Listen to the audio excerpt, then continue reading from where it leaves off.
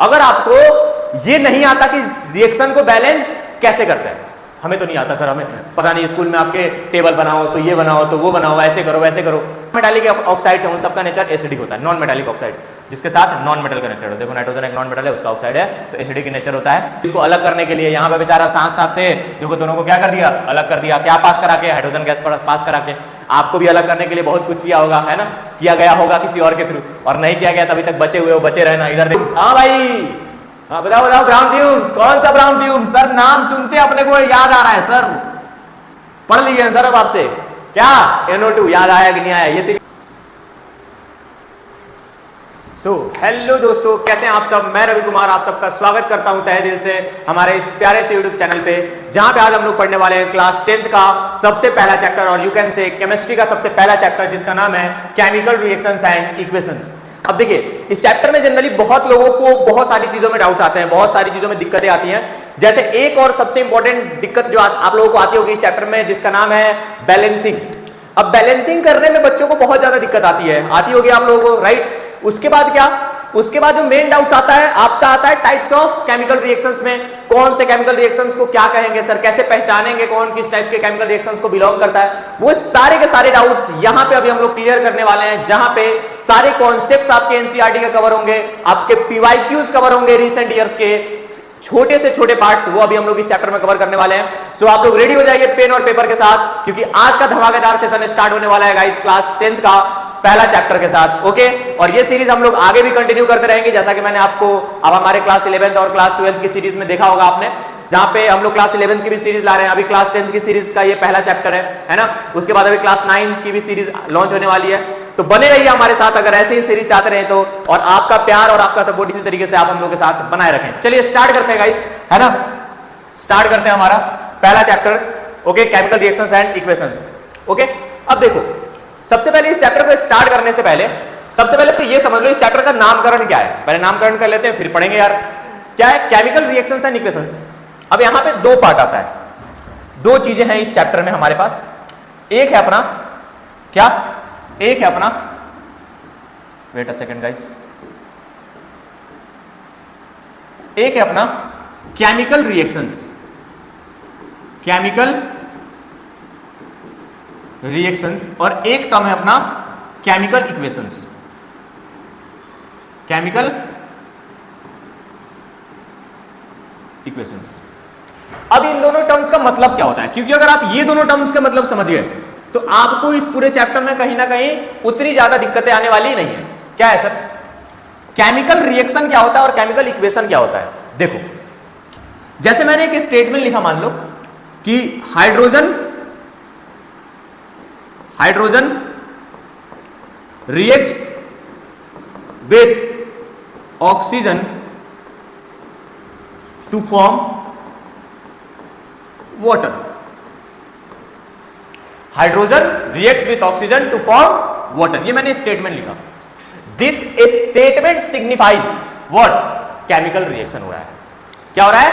Chemical reaction. अब अगर इसी स्टेटमेंट को मैं उनके फॉर्मूलेस के बेसिस पे, सिंबल्स के बेसिस पे लिख दूं, सिंबलाइज कर दूं, तो मैं क्या लिखूंगा? Hydrogen, for hydrogen H2 gas reacts with oxygen O2 gas to give या to form water H2O liquid. This is what? This is chemical equation, this is chemical equation, and this is what? This is chemical reaction.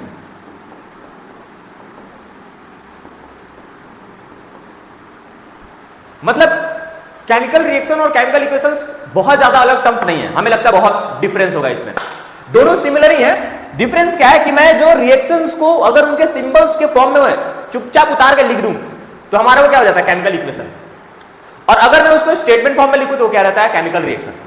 एक chemical reaction is nothing but a chemical change. Chemical change को ही क्या कहते हैं हम लोग? Chemical reactions. Chemical change का मतलब क्या है सर? कहीं भी अगर केमिकली चेंज आती है तो उसका मतलब मैं आपको अभी आगे समझाऊंगा डिटेल में।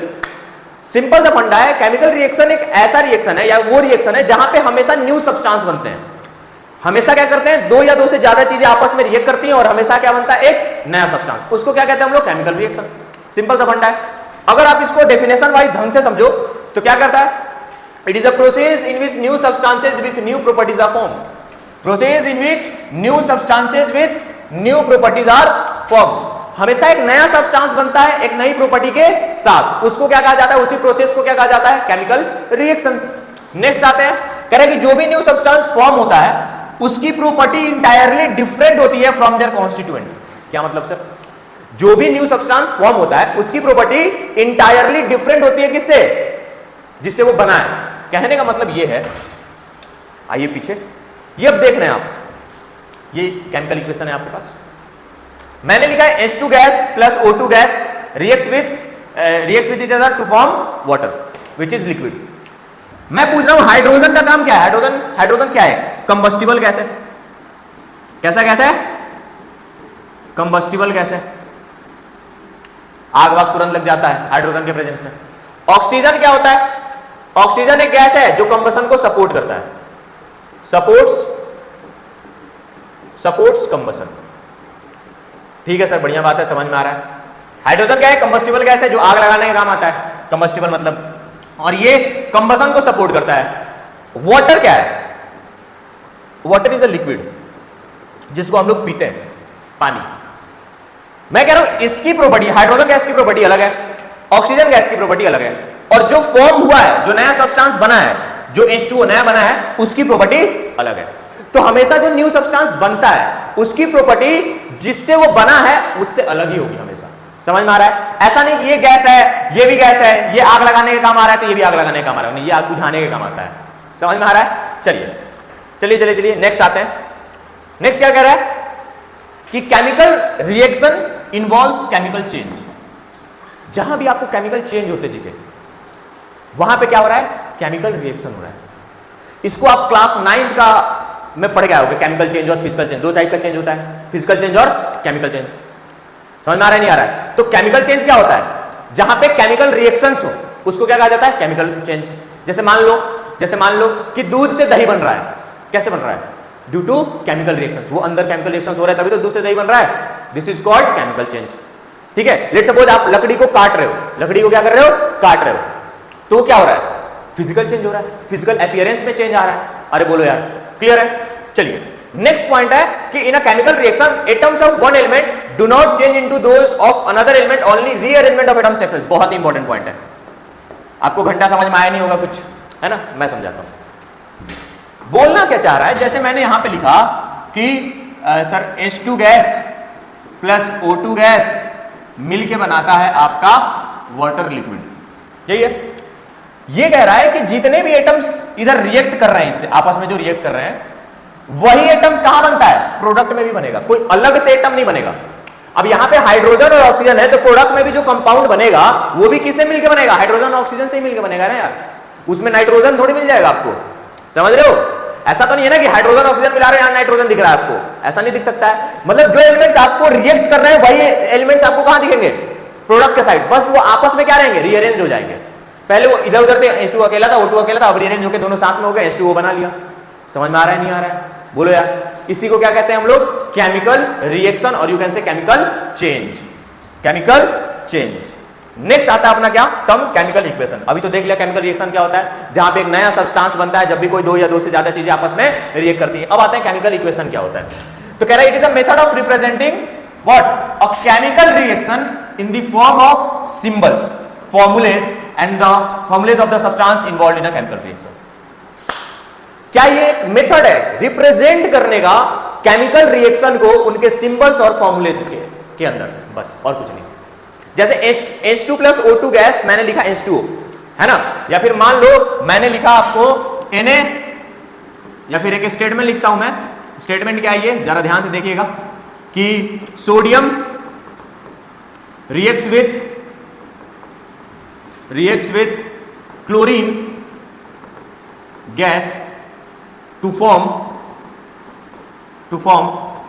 sodium chloride। Sodium reacts with chlorine gas to form sodium chloride. मतलब क्या? अगर मैं इसको रिप्रेजेंट कर दूं तो कैसे रिप्रेजेंट करूंगा? Sodium Na solid reacts with what? Chlorine gas Cl2 gas to form what? Sodium chloride NaCl। आई बात समझ में? इसी को कहते हैं केमिकल इक्वेशन और इसको कहते हैं केमिकल रिएक्शन। आई थिंक इतना आप लोगों के लिए सफिशिएंट होगा। क्लियर है? अच्छा, एक दो चीजें और, जैसे यहां पे एक आपके पास एक्टिविटी भी है आपके एनसीईआरटी में, क्या है?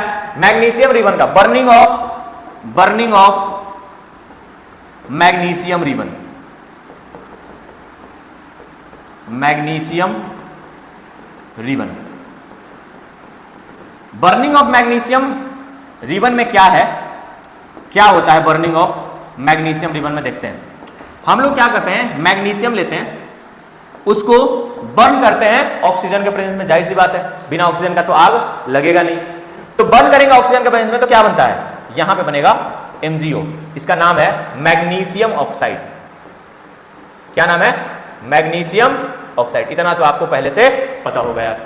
अब देखो, ये जो है ना, और ये जो बर्न करता है, जब मैग्नीशियम के रिबन में हम लोग लाइट जलाते हैं और जब ये बर्न करता है तो ये डेजलिंग व्हाइट फ्लेम के साथ बर्न करता है। यहीं पे आपको मैं क्वेश्चंस आगे ये सब मैं करवा रहा हूं कि करवाऊंगा, मतलब कि क्यों बर्न करता है, डेजलिंग व्हाइट फ्लेम के साथ करता है, तो क्या क्या प्रिकॉशंस हमें लेने चाहिए। आपके जितने भी एक्टिविटी हैं जो कि इस चैप्टर में है, एक्टिविटीज के सारे केमिकल रिएक्शंस, उनके ऑब्जर्वेशंस, सब कुछ यहां पे लेके आया हूं मैं। उनसे रिलेटेड क्वेश्चंस अगर आपके बोर्ड्स में आए तो वो सब कुछ आपको यहां पे मिलेगा इस वीडियो में, ठीक है? तो टेंशन नहीं लेना, बस वीडियो को आखिरी तक बने रहना आपको हमारे साथ, समझ में आ रहा है? उसके बाद आपको कुछ टेंशन लेने की जरूरत नहीं है। चलो इधर, तो magnesium burns in presence of oxygen to form magnesium oxide. Clear है? अब देखो देखो देखो देखो, यहां पे क्या है, मैग्नीशियम सॉलिड, यहां पे ऑक्सीजन क्या है, गैसियस। मैग्नीशियम ऑक्साइड का लेयर बन जाएगा। समझ में आ रहा? अच्छा, इसमें क्या करते हैं, मैग्नीशियम रिबन को जलाने से पहले ना उसको रब करते हैं हम लोग। क्या करते हैं? उसको रब करते हैं। क्यों? क्योंकि उसमें पहले से एक ऑक्साइड के लिए भाई रखा हुआ है। अब ऑक्सीजन में हमारे एटमॉस्फेयर में हमारे इतने सारे गैसेज हैं, ऑक्सीजन ही है मान लो, तो बैठे बैठे उस पर लेयर एक जम जाती है ऑक्सीजन की मैग्नीशियम रिबन पे, तो सैंड पेपर से पकड़ के उसको पहले घींचते हैं ताकि वो लेयर हट जाए, फिर वो बर्न कर पाए अच्छे से, जल पाए वो अच्छे से। समझ में आ रहा है? इससे रिलेटेड अभी हम लोग आगे क्वेश्चन करेंगे। क्लियर है? अच्छा, ये जो left side of the arrow वाला पार्ट है, इसको कहते हैं हम लोग रिएक्टेंट। किसको कहते हैं reactant? The substances which are present in the left side of the arrow या toward the left side of the arrow. और ये जो एरो के राइट साइड है, इसको कहा जाता है प्रोडक्ट। क्या कहा जाता है? प्रोडक्ट। और इसको क्या कहते हैं हम लोग? रिएक्टेंट। जो एरो के लेफ्ट साइड है उसको रिएक्टेंट बोलेंगे, जो एरो के राइट साइड है उसको क्या बोलेंगे? प्रोडक्ट बोलेंगे। अगर एक से ज्यादा रिएक्टेंट है तो बीच में प्लस साइन, अगर एक से ज्यादा प्रोडक्ट है तो भी बीच में प्लस साइन देंगे, कोई दिक्कत नहीं है। चलिए आगे बढ़ते हैं हम लोग, आगे बढ़ते हैं। नेक्स्ट आता है अपना characteristics of chemical reactions. Characteristics of chemical reactions. अब देखो क्या होता है, अब हमें कैसे पता सर, मान लो आपके दिमाग में क्वेश्चन आएगा, सर आपने कहा केमिकल रिएक्शन हो रहा है, बट हमें कैसे पता कि कहीं केमिकल रिएक्शन हो रहा है, मुझे कैसे पता चलेगा सर? तो साइंटिस्ट ने ये 5 चीजें बनाई हैं जिससे हमें पता चल जाएगा इन 5 में से कोई भी एक चीज हो रहा है या 5 हो रहा है, कोई भी एक हो रहा है, तो हमें पता चल जाएगा कि हाँ ये केमिकल रिएक्शन हो रहा है। क्या क्या सर? पहला, इवोल्यूशन ऑफ गैस। क्या होता है? Evolution of gas. जैसे सर, जैसे जैसे जैसे जैसे मान लो Fe plus H2SO4, Fe plus H2SO4, जब मैं मिलाऊंगा, यहां पे एक काम करता हूं, थोड़ा सा नीचे लिखता हूं मैं, Fe प्लस H2SO4 आपस में जब रिएक्ट करेंगे तो बनेगा FeSO4 प्लस O2 जो कि गैस है, sorry H2, FeSO4 plus H2 जो कि गैस है, कंबस्टिबल गैस। तो यहां पे देखो गैस निकल रहा है। क्लियर है? अच्छा, एक चीज और, आपको अभी ये चीज नहीं सोचना है कि सर मैं रिएक्शन को बैलेंस करूं क्या, है ना सर, ये क्या लिख रहे हो आप, ये कैसे, ये इसको डिस्प्लेस करके यहां पे आ गए, ये कैसे रिएक्शन लिख दिया आपको ये सब चीज अभी नहीं सोचना है, ये सब मैं अभी आगे बताऊंगा। अभी मैं आपको बस बता रहा हूं एक एग्जांपल्स दे देके सारे केसेस का कि कैसे कैसे क्या क्या चीजें पॉसिबल हैं। समझ में आ रहा है नहीं आ रहा है? नेक्स्ट क्या अपना, नेक्स्ट अपना formation of precipitate. Formation of precipitate, तो देखो जब हम लोग Ki को रिएक्ट कराएंगे PbNO3 होल ट्वाइस से, मतलब क्या, Ki मतलब क्या, पोटेशियम आयोडाइड को रिएक्ट कराएंगे किससे? लेड नाइट्रेट से, तो यहां पे हमारा बनता है lead iodide plus plus potassium nitrate, lead iodide plus potassium nitrate. और ये जो पीपीटी बनता है हमारा येलो कलर का, पीपीटी मतलब प्रेसिपिटेट इनसॉल्युबल सब्सटेंस को कहा जाता है पीपीटी। ठीक है, ये सब मैं अभी आगे बताऊंगा, बस मैं आपको अभी के लिए एग्जांपल्स दे रहा हूं। तीसरा क्या है? तीसरा क्या है? Change in temperature. अब देखो ये जो टेम्परेचर का चेंज है ना, टेम्परेचर का जो चेंज है ये 2 तरीके का चेंज होता है भाई, ये 2 तरीके का चेंज होता है। देखो दिखाता हूं मैं, क्या सर? टेम्परेचर के केस में एक तो होगा जब आपका हीट बढ़ेगा रिएक्शन में, एक वो केस होगा जहां पे हीट आपका कम होगा। जहां पे हीट बढ़ रहा होगा उसको कहा जाता है एक्सोथर्मिक रिएक्शन। क्या कहा जाता है? Exothermic reaction. जहां पे हीट रिलीज हो और जहां पे हीट देना पड़े, हीट कम हो, वहां पे कहा जाता है एंडोथर्मिक रिएक्शंस। क्या कहा जाता है? Endothermic reactions. तो आई थिंक आपको क्लियर होगा एक्सोथर्मिक और एंडोथर्मिक। उस रिएक्शन जहां पे हीट रिलीज हो उसको एक्सोथर्मिक कहते हैं, वो ऐसा रिएक्शन जहां पे हीट क्या हो, देना पड़े, उसको क्या कहते हैं? एंडोथर्मिक। एग्जांपल्स के लिए अगर मैं बताऊं एक्सोथर्मिक रिएक्शन के लिए, तो जैसे मान लो आपको CaO और साथ में H2O मिला दे तो क्या बन जाएगा? CaOH होल ट्वाइस, और साथ में यहां पे निकलता है हीट। साथ में क्या निकलता है अपना? हीट। इसको क्या कहते हैं? इसको कहते हैं हम लोग स्लैग्ड लाइम। आगे मैं ये सब बताने वाला हूं तो टेंशन लेना मत बिल्कुल भी। समझ में आ रहा है? यहां पे हीट निकल रहा है। अब यही मैं अगर एंडोथर्मिक रिएक्शंस की बात करूं, जहां पे जैसे मान लो CaCO3 है, जब मैं इसको हीट करूंगा, यहां पे हीट का साइन है ये गाइस, डेल्टा, ये हीट का साइन है, ठीक है ना, ध्यान रखना। तो ये टूटेगा किसमें? CaO और CO2 में। ये सब रिएक्शंस मैं अभी आपको बताने वाला हूं आगे, तो आप बिल्कुल टेंशन मत लीजिएगा, बस मैं आपको एग्जांपल के तौर पे ये सब अभी बता रहा हूं। क्लियर है? बहुत बार पेपर में आपके बोर्ड्स में पूछ देता है कि भाई बताओ, give a reaction in which formation of precipitate takes place, give a reaction in which temperature change takes place, give a reaction in which colour changes takes place. समझ में आ रहा है? तो वो क्वेश्चंस अगर ऐसे आ जाएं तो ये आपके पास एग्जांपल्स रहेंगे, है ना, आपको दिक्कत नहीं होगी। नेक्स्ट क्या आता है? नेक्स्ट क्या आता है? Change in state. स्टेट में चेंज होने का मतलब क्या sir? State, change in state मतलब कि लिक्विड से गैस बन जाए, फिजिकल स्टेट में चेंज, गैस से लिक्विड बन जाए। जैसे मान लो जो अभी मैंने रिएक्शंस बताया, जैसे H2 gaseous plus O2 gas reacts with each other to produce H2O which is liquid in nature. देखो तो ये गैस है, ये क्या है? लिक्विड है, तो फिजिकल स्टेट में चेंज आया कि नहीं आया यार? क्लियर है? नेक्स्ट आता है change in colour. Change in colour, अब देखो इसका भी एग्जांपल मैं आपको अभी देता हूं, चेंज इन कलर का, ठीक है? Colour change. कलर चेंज का एग्जांपल आपके पास ये रहेगा सबसे बढ़िया, कि जैसे मान लो, ये भी मैं अभी आपके रिएक्शंस आगे करवाऊंगा, है ना, Fe को CuSO4 के साथ रिएक्ट कराएंगे तो यहां बनेगा FeSO4 प्लस Cu। इस सॉल्यूशन का कलर होता है ब्लू और इस सॉल्यूशन का कलर होता है ग्रीन। तो सॉल्यूशन ब्लू से ग्रीन की तरफ फॉर्म हो जाता है। सॉल्यूशन का कलर पहले क्या रहता है? ब्लू, बाद में क्या हो जाता है? ग्रीन। आई बात समझ में? अरे बोलो, क्लियर हो गया? पांचों के पांचों एग्जांपल्स क्या क्या sir? Change evolution of gas, देखो ये रहा आपके पास एग्जांपल। फॉर्मेशन ऑफ प्रेसिपिटेट, देखो ये रहा आपके पास example. Change in temperature, temperature के दो केसेस है, एंडोथर्मिक और एक्सोथर्मिक, वो भी आपके पास है। फिर क्या है? चेंज इन कलर, वो भी आपके पास है। चेंज इन स्टेट, वो भी आपके पास है। तो आई थिंक आपको ये चीज क्लियर हो गया होगा। तो अगर इस टाइप से जो मैंने जिस टाइप का क्वेश्चन बताया, अगर उस टाइप का क्वेश्चन आपके बोर्ड में आता है या आपके स्कूल के पेपर्स में कहीं भी आते हैं, तो आप आराम से उसको लिख सकते हैं। क्लियर है? चलिए, वैसे एक बार आ रखा है ये बोर्ड में। अब आता है नेक्स्ट आपका जो डर है, इस चैप्टर का मोस्ट इंपोर्टेंट पार्ट, जिसका नाम है बैलेंसिंग। अगर आपको ये नहीं आता कि रिएक्शन को बैलेंस कैसे करते हैं, हमें तो नहीं आता सर, हमें पता नहीं, स्कूल में आपके टेबल बनाओ तो ये बनाओ तो वो बनाओ, ऐसे करो वैसे करो, बहुत सारे आपको बैलेंसिंग के रूल सिखाए होंगे। मैं आपको एक रूल बताऊंगा और उसी में सारी की सारी बैलेंसिंग खत्म हो जाएगी। उसी में सारी की सारी बैलेंसिंग खत्म हो जाएगी। क्या है सर वो रूल? जल्दी बता दो। बट वो रूल जल्दी बताने से पहले आपको मैं थोड़ा सा रिवाइज कराऊंगा, किसका? क्लास 9th का, जो आपने पढ़ा था। तो जल्दी से आइए उसको रिवाइज कर लेते हैं, ताकि हमें बैलेंसिंग में किसी टाइप का कोई दिक्कत ना हो, क्योंकि मैं तो यही सोच के आया हूं यार, आपको कुछ नहीं आता है ना, इसलिए मैं लेके आया हूं ये सारी चीजें। देखो इधर, तो क्या क्या सबसे पहले यहाँ पे आपको नेम ऑफ आयंस दिखेंगे और यहाँ पे उनके सिंबल और वैलेंसी दिखेगी। सोडियम Na+, सोडियम का वैलेंस क्या होता है? Na+, potassium K+, silver Ag+, copper Cu+, copper 1 है गाइस, ध्यान रखना, कॉपर 1 है, ये चीज ध्यान रखिएगा। Next magnesium Mg+2, calcium Ca+2, zinc Zn+2, iron 2, क्या है ये? आयरन 2, जिसका नाम क्या है? फेरस। अगर कहीं भी अगर आपको आयरन +2 में दिखे तो वहां पे क्या दिखेगा आपको? उसका नाम क्या लिखोगे? फेरस। क्या लिखोगे? फेरस। नेक्स्ट है कॉपर 2, कॉपर 1 देख लिया आपने, अब क्या देखोगे? कॉपर 2, क्या है इसका? Cu+2, नाम से समझ, कॉपर 2 Cu+2, आयरन 2 Fe+2, यार बोलो यार। देखो नेक्स्ट यहाँ पे एल्यूमिनियम, एल्यूमिनियम क्या हो गया? Al+3 barium, Ba+2 lead, Pb+2 और आयरन 3 जिसका नाम है क्या? Ferric, Fe+3। देखो एक चीज बताते रहा हूं, आपके क्लास 10th के बोर्ड तक ना इससे बाहर कुछ नहीं आने वाला, ये जितने मैंने लिखवाया ना, बस इनकी चार्जेस और वैलेंसीज और नाम सीधे सिंबल के फॉर्म में तुरंत याद कर लो, तुरंत के तुरंत याद कर लो, इससे बाहर वो कुछ नहीं देंगे, एकदम नहीं देंगे। बस अगर आपको ये चार्जेस याद रहे तो आपके रिएक्शंस लिखने में और बैलेंसिंग करने में आप एकदम फ्लुएंट हो जाओगे यार। आई बात समझ में कि नहीं आपको? तो जल्दी से जल्दी लिख लो एकदम, है ना, रिवीजन के पर्सपेक्टिव से। अच्छा, कुछ हमारे पास नॉन मेटालिक सिंबल्स भी हैं, नॉन मेटालिक सिंबल्स भी हैं, जैसे hydrogen.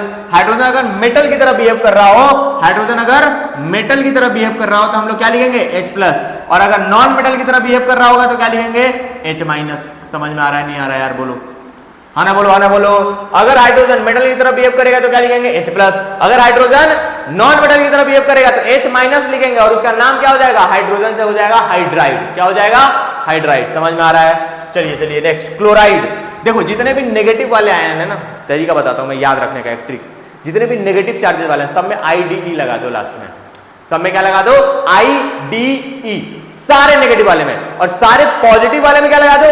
IUM। 99% of the cases में ये आपका सही रहेगा। पॉजिटिव चार्ज अगर दिख रहा है कहीं भी कटायन आपको पॉजिटिव चार्ज, तो आप लास्ट में क्या लगा दो? नाम के साथ उस मेटल का नाम लिखो और IUM। और अगर आपको नेगेटिव चार्ज दिख रहा है तो उस मेटल के नाम के साथ क्या लगा दो? IDE, उस लास्ट वर्ड को हटा के, उस मेटल के लास्ट वर्ड को हटा के। देखो यहाँ पे क्लोराइड, क्लोरीन है ना तो क्लोरीन में से ई हटा के क्लोराइड लिख दिया। ब्रोमीन है ना, ब्रोमीन में से ई हटा के ब्रोमाइड लिख दिया। आयोडीन है तो आयोडीन में से ई हटा के आयोडाइड लिख दिया। ऑक्सीजन है ना, ऑक्सीजन ऑक्साइड, ये तो पता ही है। Sulphur sulphide, nitrogen nitride. देखो यहाँ पे आप सबके वैलेंसी चार्जेस याद रखना। क्लोराइड का Cl-, ब्रोमाइड का Br-, आयोडाइड का I-, ऑक्साइड का O-2, सल्फाइड का S-2 और नाइट्राइड का N-3। ये इंपॉर्टेंट है, ध्यान रखना, कंफ्यूजन हो जाता है बच्चों को बहुत ज्यादा। नेक्स्ट आता है पॉलीएटॉमिक आयंस। पॉलीएटॉमिक आयंस मतलब सर जिसमें एक से ज्यादा एटम्स हो यार, जिसमें एक से ज्यादा एटम्स हो। अमोनियम NH4+ कॉम्प्लेक्स है तो ध्यान रखना ये सब आता है। Hydroxide OH-, nitrate NO3-। देखो या तो आप हाइड्रोजन कार्बोनेट कह लो या तो आप बाइकार्बोनेट कह लो, दोनों सेम ही है। HCO3-। नेक्स्ट आता है क्या? Carbonate CO3-2। कार्बोनेट और सल्फेट में कंफ्यूज मत होना। Carbonate C4CO3-2, sulphate S4SO4-2। देखो सल्फेट SO4-2। अब एक और है क्या? सल्फाइड। क्या है ये? सल्फाइड। सल्फाइड क्या होता है? SO3-2। सल्फेट और सल्फाइड में बहुत लोग कंफ्यूज होते हैं। अगर आपको बोले सोडियम सल्फाइड तो फिर क्या लिखो? SO3 वाला सल्फाइड, ITE लास्ट में, SO3-2। चार्जेस दोनों का सेम रहता है, -2 एक में रहता है SO3 और सल्फेट में क्या रहता है? SO4। क्लियर रखना ये चीज। और फॉस्फेट में क्या होता है? PO4 और -3 का चार्ज होता है भाई, ये ध्यान रखना है, ये आपको याद रखना पड़ेगा। अगर आपको रिएक्शंस लिखने नहीं आ रहा है तो ये याद होगा, तभी आप रिएक्शन लिख पाओगे, तभी आप उसको बैलेंस कर पाओगे। उसके बाद आपको सारी चीजें आसान लगेंगी, क्योंकि मैं वैसा चीज बताने वाला हूं अभी, ठीक है, देखेंगे वो भी। चलिए चलिए चलिए सर, हाँ सर समझ गए। अब बता दो आप बैलेंसिंग किसे करते हैं? अरे अभी कहाँ भाई, रुक जाओ, सब्र कर लो, पहले एक तो एग्जाम्पल तो कर ले, एग्जाम्पल तो कर ले। अब देखो हाइड्रोजन क्लोराइड, तो हाइड्रोजन पता है मुझे H+ और Cl-।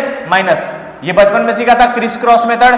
क्या बन जाएगा? HCl। इधर का चार्ज इधर का मैग्नीट्यूड लिखते हैं हम लोग, ठीक है ना, इधर का नंबर इधर का नंबर इधर, लेफ्ट का राइट, राइट का लेफ्ट, बस बात खत्म। बोलो यार, बोलो बोलो बोलो। कैल्शियम कार्बोनेट, देखो कैल्शियम का फॉर्मूला Ca+2, चार्ज के साथ कार्बोनेट CO3-2। तो देखो क्रिस क्रॉस करो, क्रिस क्रॉस करो, ये 2 इधर आ जाएगा, ये 2 इधर आ जाएगा। अब दोनों 2 सेम नंबर है तो कैंसिल हो जाएगा, क्या बन जाएगा? CaCO3। बोलो यार। नेक्स्ट आता है सोडियम क्लोराइड। सोडियम क्या होता है? Na+। क्लोराइड क्या होता है? Cl-, वही सेम दे देने, नहीं अलग अलग है। देखो तो फिर से क्रिस क्रॉस, क्या बन जाएगा? NaCl। बोलो यार, 1 है, कैंसिल हो जाएगा। लेड नाइट्रेट, लेड का फॉर्मूला क्या होता है सर? Pb+2। नाइट्रेट क्या होता है सर? NO3-। तो यहाँ पे दोनों को क्रिस क्रॉस करेंगे, क्रिस क्रॉस करेंगे तो यहाँ पे क्या लिखेंगे? यहाँ पे लिखेंगे PbNO3(2).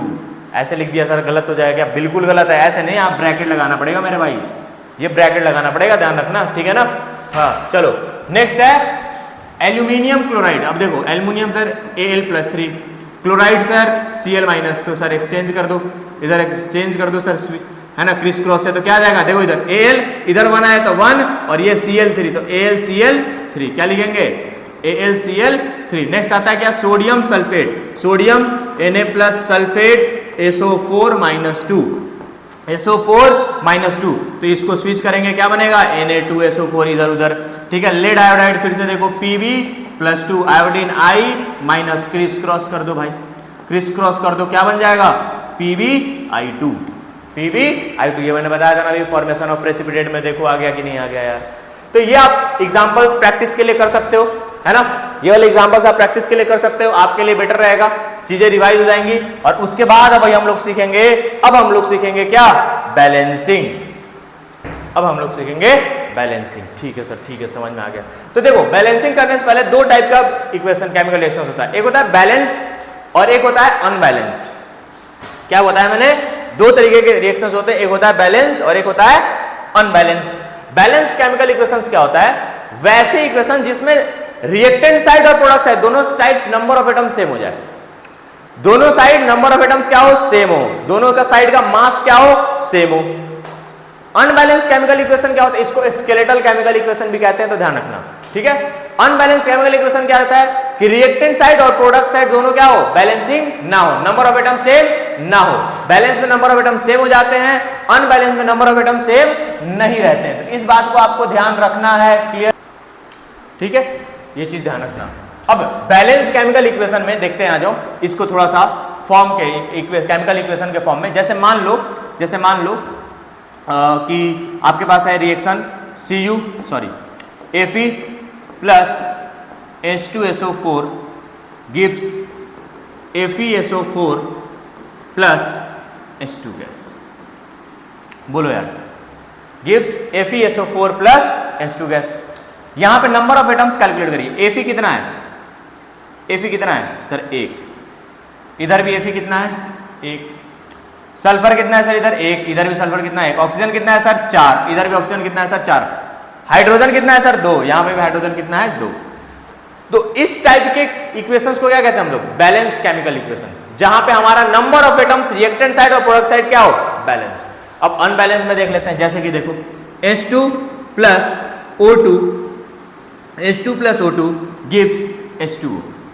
जरा कैलकुलेट देखो, इधर हाइड्रोजन कितना है, इधर सर दिख तो रहा है सर 2 है, तो इधर कितना है, इधर भी 2 है सर, बढ़िया। इधर ऑक्सीजन कितना है, 2, लेकिन इधर ऑक्सीजन कितना है, 1। तो इस टाइप के रिएक्शंस को क्या कहता है, अनबैलेंस्ड केमिकल इक्वेशन, और इसी को हमें बैलेंस करना पड़ता है, इसी अनबैलेंस को हमें क्या करना पड़ता है, बैलेंस करना पड़ता है। तो चलिए आइए, अच्छा एक चीज और सर, एक बात बताओ आप मुझे, हम रिएक्शन को बैलेंस करें क्यों? बैलेंसिंग तो ठीक है, आप बताओगे मैं सीख भी लूंगा या लूंगी, लेकिन हम बैलेंस करें क्यों?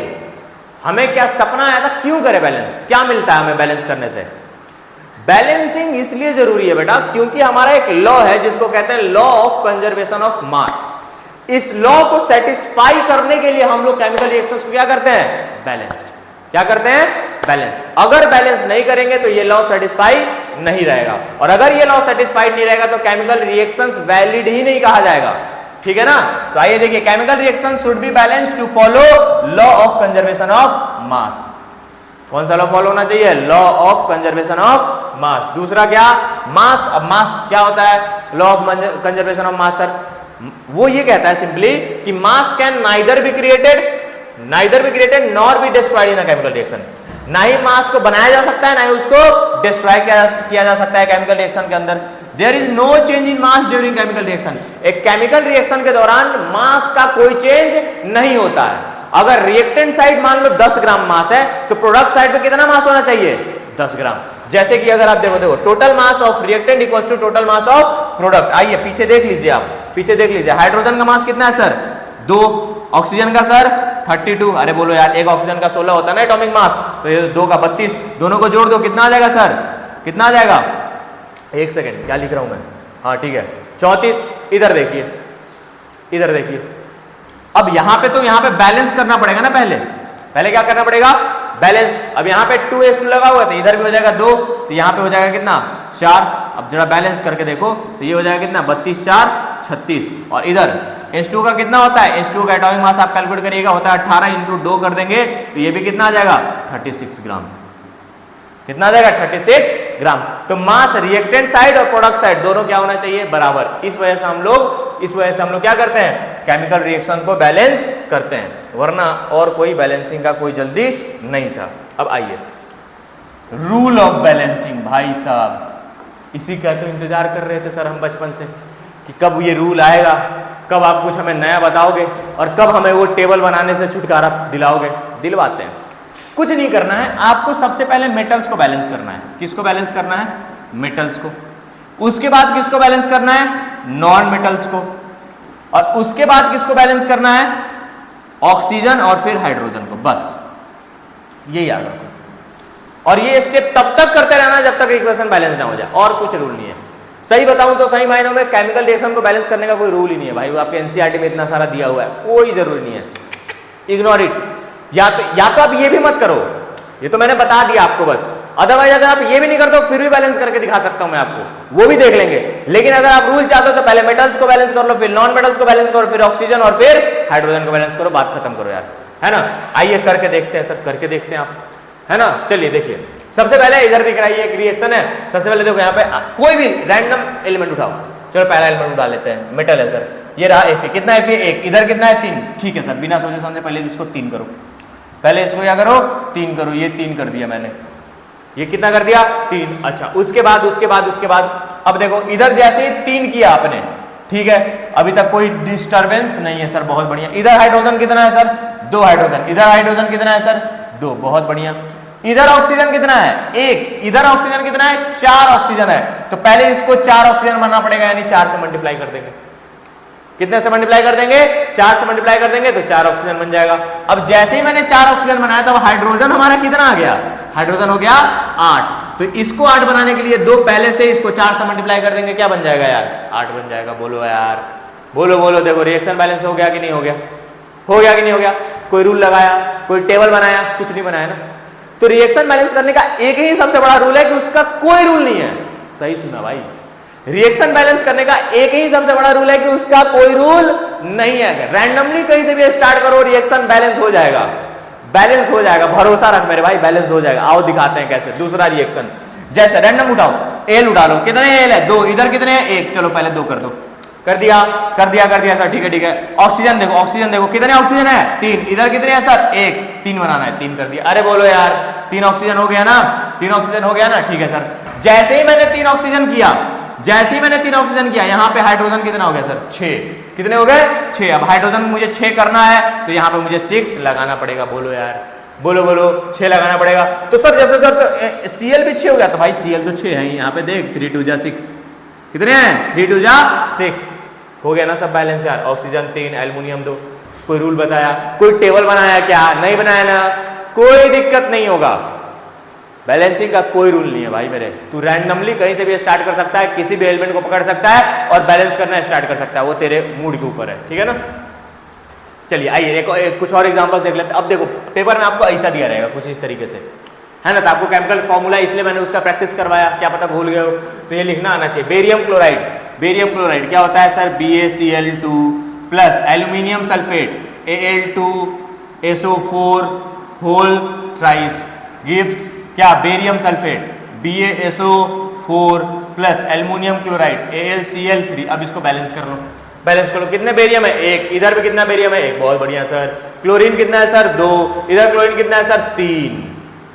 अब कुछ ऐसा बताने वाला हूं ना, जिंदगी संसार तुम्हारा तितर बितर हो जाएगा, ध्यान रखना इधर, ठीक है। देखो ठीक है। एल्युमिनियम कितना इधर? 2। इधर एल्युमिनियम कितना है? 1। पहले तो 2 बना दो। पहले तो क्या करो, एल्युमिनियम को 2 बना दो। इधर बेरियम देखा, यहाँ पे बेरियम देखा, सेम है सर, कोई दिक्कत वाली बात नहीं है, बढ़िया है। अब जैसे ही मैंने क्या किया, जैसे ही मैंने यहाँ पे एल्युमिनियम को 2 किया, हमारा क्लोरीन कितना हो गया? 6। क्लोरीन कितना हो गया? 6। यहाँ पे मुझे 6 करना पड़ेगा। फिर अगर मुझे यहाँ पे क्लोरीन को 6 करना है, 2 पहले से है सर, इसको मैं अगर 3 से मल्टीप्लाई कर दूं तो क्लोरीन हमारा 6 हो जाएगा बड़े आराम से, कोई दिक्कत वाली बात नहीं है। अब फिर बेरियम कितना हो गया सर? 3। तो लो भाई बेरियम को भी 3 कर दो। अब जरा मिलाओ, 3 बेरियम, एल्युमिनियम 2, क्लोरीन कितना सर? क्लोरीन है 6, इधर भी 6, उधर भी 6। अच्छा सल्फेट कितना हो गया? इधर सल्फेट कितना हो गया? 3। और इधर भी कितना है? देखो इधर 3। ऑक्सीजन कितना हो गया सर? 4 × 3। भैया ये 4 × 3 है, 4 + 3 मत कर देना। जो 4 + 3 लिखने वाले हैं ना भाई, है ना, उनको भाई साहब मतलब नर्क में भी जगह नहीं मिलेगी, ये ना कर देना भाई गलती से भी, है ना। 4 × 3 ब्रैकेट है तो मल्टीप्लाई करेंगे, जोड़ दे रहे हैं सर, जोड़ देते हैं, नहीं वो नहीं करना है। अब देख इधर, और इधर भी कितने ऑक्सीजन है? 4 × 3 12। हो गया कि नहीं हो गया सारे एलिमेंट्स बैलेंस? बोलो हुआ कि नहीं हुआ? कोई डाउट आता है तो कमेंट सेक्शन में कर, और अगर बैलेंसिंग बढ़िया लग रहा है तो जल्दी से लाइक कर और इसको सब्सक्राइब कर। समझ में आ रहा है नहीं आ रहा यार, है ना? हाँ सर कर देते हैं सर, आप पढ़ाओ चुपचाप। देखो इधर, देख इधर, C6H12O6 ग्लूकोज का फॉर्मूला होता है, oxygen sir O2, carbon dioxide sir CO2 और प्लस वाटर सर H2O। देखो तो देखो देखो देखो ये क्या रिएक्शन बैलेंस करने लायक है, करने लायक है, करते हैं। देखो 6 कार्बन है सर, इधर कितने कार्बन है सर? 1 कार्बन है, 6 बना दिया, 6 बना दिया, कार्बन को 6 बना दिया, रैंडमली कहीं से भी उठा रहा हूं, कोई दिक्कत नहीं है। हाइड्रोजन कितने हैं सर? 12 हाइड्रोजन है। इधर कितने हैं सर? 2 हाइड्रोजन है। 2 से 12 बनाने के लिए क्या करना पड़ेगा? 6 से मल्टीप्लाई करना पड़ेगा। ऑक्सीजन कितने हैं इधर? ऑक्सीजन कितने इधर? 6 और 2 8। इधर कितने ऑक्सीजन है? 6 2 12 और 12 6 18 है भाई। कितने हैं? 18। देखो ना 6 2 12 और इधर भी कितने हो जाएंगे? 6 12 6 18 ऑक्सीजन है। तो अब देख, अगर मैं इसमें कुछ छिड़कानी किया भाई तो फिर मेरे को सब कुछ छेड़ना पड़ जाएगा, कार्बन को भी हाइड्रोजन, इसमें छिड़कानी कर ले भाई। 18 है ना, इधर कितने हैं? 6 12 बनाने, इसको 6 से कर दे, 6 से कर दे मल्टीप्लाई। 6 2 12 प्लस 6 18 और इधर 18 है। बैलेंस हो गया कि नहीं हो गया? बोलो यार। पॉज करो वीडियो को और खुद से बैलेंस करो, पॉज करो और खुद से बैलेंस करो। आ जाओ इधर सब बैलेंस। ये देखो सीबीएसई 2023 का क्वेश्चन है, आ जाओ देखो करते हैं। क्या कह रहा है? PbNO3 whole twice gives PbO plus NO2 plus O2। अब देखो देखो देखो देखो, सबसे पहले Pb देखो, कितना Pb? 1, इधर भी कितना है? 1। बढ़िया है सर, हमें बैलेंस करने की जरूरत नहीं है। अब देखो नाइट्रोजन कितना है इधर? 2, इधर नाइट्रोजन कितना है सर? 1। ठीक है, तो यानी 2 कर दें, कर देना, बट एक चीज और देख लो, चलो कर दो, आओ कौशल लो भाई। 2 नाइट्रोजन है, इधर भी कितना है? 2। ठीक है, ऑक्सीजन कितना है इधर सर? 6। इधर कितना है? 2 2 4 2 6 और 1 7 और आ गया भाई। इधर कितने हैं ऑक्सीजन? बोलो बोलो 6। और इधर कितने हैं? इधर है 2 2 4 2 6 और 1 7। यानी मुझे इधर 7 बनाना पड़ेगा, मुझे उधर 7 करना पड़ेगा भाई। उधर तो 6 है, 7 कैसे करें? कोई बात नहीं, कोई बात नहीं, थोड़ा सांस लो, कोई और एलिमेंट उठाते हैं, क्या पता चमक जाए हमारा किस्मत, क्या पता हमारी किस्मत चमक जाए। देखो इधर, अब यहां पे जैसे अगर मान लो मैं 7 ना बना के कोशिश करूं थोड़ा सा कोई इवन नंबर लेने का, मैं यहां पे 4 कर दूं, अगर 4 कर दूं तो देखो नाइट्रोजन कितने हैं? 2, इधर कितने हो गए? 4। कोई बात नहीं सर, इधर 2 से मल्टीप्लाई कर दो। अरे बोलो यार, कितने से मल्टीप्लाई कर दो? 2 से मल्टीप्लाई कर दो। ठीक है, तो इधर कितने हो गए नाइट्रोजन सर? 2 और 2 4। यहाँ पे भी 4 है, बढ़िया बात है। Pb कितना हो गया भाई? देख इधर 2 Pb, तो यहाँ पे भी 2 से लिखना पड़ेगा कि नहीं लिखना पड़ेगा? बोलो यार, लिखना पड़ेगा कि नहीं लिखना पड़ेगा? ठीक है सर। अब देख ऑक्सीजन जोड़, 3 2 6 प्लस, बोलो बोलो बोलो 6 और इधर कितना? 2। अब इधर देख जोड़, इधर इधर कितने? 2 4 2 8 2 10 और 2 12। इधर देख 3 2 6 इंटू 2 12, 3 2 6 इंटू 2 12। हो गया कि नहीं हो गया? बैलेंस हुआ कि नहीं हुआ? बोलो। देखो ऐसे रिएक्शंस में ना आपने ये डायरेक्टली याद किया करो, किसी एक को पकड़ लो कि भाई इसमें 4NO2 गैस निकलता है, बस बात खत्म। एक भी लिख दोगे ना, सारे अपने आप ऑटोमेटिक बैलेंस होते चले जाएंगे। ठीक है, नेक्स्ट आते हैं इस वाले में। देखो इधर, देखो देखो देखो, एल्युमिनियम कितना है इधर सर? ये तो आई थिंक अभी मैंने बैलेंस किया यार, ये तो आई थिंक मैंने अभी बैलेंस किया है ना। ये देखो, ये देखो, ये वही वाला रिएक्शन है, सेम ही है ना। तो इसको आप लोग बैलेंस कर लेना एक बार और चाहो तो, है ना, अपने से प्रैक्टिस करने के लिए इसको आप कर लेना होमवर्क में।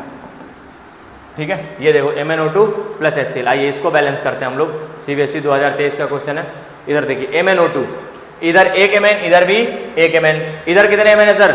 2 2 Mn है। सॉरी, इधर कितना ऑक्सीजन है? 2। इधर कितना ऑक्सीजन है? 1। पहले तो इसको 2 बना लो, 2 बना लो, क्योंकि 2 ऑक्सीजन है ना इधर। ठीक है सर, बना लिया। जैसे ही 2 बनाया, हाइड्रोजन कितना हो गया? 4। हाइड्रोजन 4 हो गया सर, तो लो सर इधर 4 हाइड्रोजन कर दिया। जैसे इधर 4 हाइड्रोजन किया, इधर क्लोरीन कितने हो गए? 4। इधर क्लोरीन कितना है? 2 और 2 4। बहुत बढ़िया बात है। Mn कितना है? 1। यहाँ पे भी Mn कितना है? 1। बैलेंस्ड। बनाया क्या? टेबल, टेबल बनाया, कुछ नहीं बनाया ना, बस। ठीक है, फालतू में टेंशन लेना रहता है तुम लोगों को। अब आ जाओ, एक क्वेश्चन करते हैं 2025 का, 2025 CBSE का क्वेश्चन। क्या है, कैसे क्वेश्चन आया था? बैलेंसिंग पे आ जाओ, देख लो क्या कह रहा है कि consider the following chemical equation this to balance the chemical equation, find the values of what? P, Q, R and S must be. अब इसको बैलेंस करना और P, Q, R और S की वैल्यू बतानी है, इसको बैलेंस करके कोफिशिएंट्स बताने। देखते हैं, आ जाओ। एल्युमिनियम 1, इधर 2 है, 2 कर दिया सर, बढ़िया बात है। देखो देखो कैसे एकदम चुटकी में सवाल सॉल्व करेंगे। दो एल्युमिनियम इधर, दो एल्युमिनियम इधर, बैलेंस कर दिया। अब देख जैसे एल्युमिनियम बैलेंस, यहाँ पे हाइड्रोजन कितने हैं? 2, इधर भी हाइड्रोजन कितने, इधर ऑक्सीजन कितना है? 3, तो इधर 3 करना पड़ेगा ना सर, 3 करना पड़ेगा ना, इधर ऑक्सीजन 3 है, इधर भी 3 को ऑक्सीजन कर दिया। जैसे 3 ऑक्सीजन किया हमारे हाइड्रोजन कितने हो गए? 6, हाइड्रोजन कितने हो गए? 6, तो इसको 6 करने के लिए इसको भी 3 से मल्टीप्लाई कर देंगे, 3 से मल्टीप्लाई कर देंगे। देखो जरा बैलेंस हुआ कि नहीं हुआ, बैलेंस हुआ कि नहीं हुआ? तो देखो P की वैल्यू 2, Q की वैल्यू 3, ठीक है, R की वैल्यू 1, ठीक है, और ये S की वैल्यू 3। हो गया बैलेंस? आई थिंक हो गया। बोलो क्लियर है? कर लोगे? चलिए आगे बढ़ते हैं हम नेक्स्ट चीज के ऊपर, है ना। नेक्स्ट टॉपिक हमारा types of chemical reaction, types of chemical reaction. अब आइए इसको समझते हैं। सबसे पहला टाइप ऑफ केमिकल रिएक्शन जो हमारा आता है वो आता है कॉम्बिनेशन रिएक्शन। अब नाम से इसका काम समझ में आ रहा है गुरु, क्या सर? कॉम्बिनेशन, कंबाइन करने वाला रिएक्शन। कॉम्बिनेशन का मतलब क्या? कंबाइन करने वाला रिएक्शन। सिंपल सा फंडा है कि जहां पे 2 या 2 से ज्यादा रिएक्टेंट कंबाइन करके क्या बना रहे होंगे? एक सिंगल प्रोडक्ट। 2 या 2 से ज्यादा reactant, those reaction in which 2 or more substances यानी reactants combine to form a single substance or product are known as combination reaction। ये डेफिनेशन आपके पास है। एग्जांपल मैंने लिखा है बर्निंग ऑफ मैग्नीशियम रिबन, ये देखो 2 Mg + O2 gives 2 MgO, reaction को बैलेंस करके लिखा है। यहाँ पे एक नोट करके मैं पॉइंट दे रहा हूँ, ये क्वेश्चन आपके पेपर में आ सकता है। कह रहा है बिफोर बर्निंग मैग्नीशियम रिबन, जो कि मैंने बताया था, we rub the ribbon with sand paper. क्यों? To remove the layer of magnesium oxide that is already present on the magnesium ribbon। पहले से वो रखे मैग्नीशियम रिबन के ऊपर एक ऑक्साइड का लेयर चढ़ जाता है। उस ऑक्साइड के लेयर को हटाने के लिए पहले उसको सैंड पेपर से घिसना पड़ता है ताकि वो अच्छे से बर्न कर पाए, अच्छे से जल पाए। ये बोर्ड में क्वेश्चन पूछ सकता है, पूछा भी हुआ है तो ध्यान रखना, ये क्वेश्चन पूछा हुआ है। Why to rub magnesium ribbon before burning?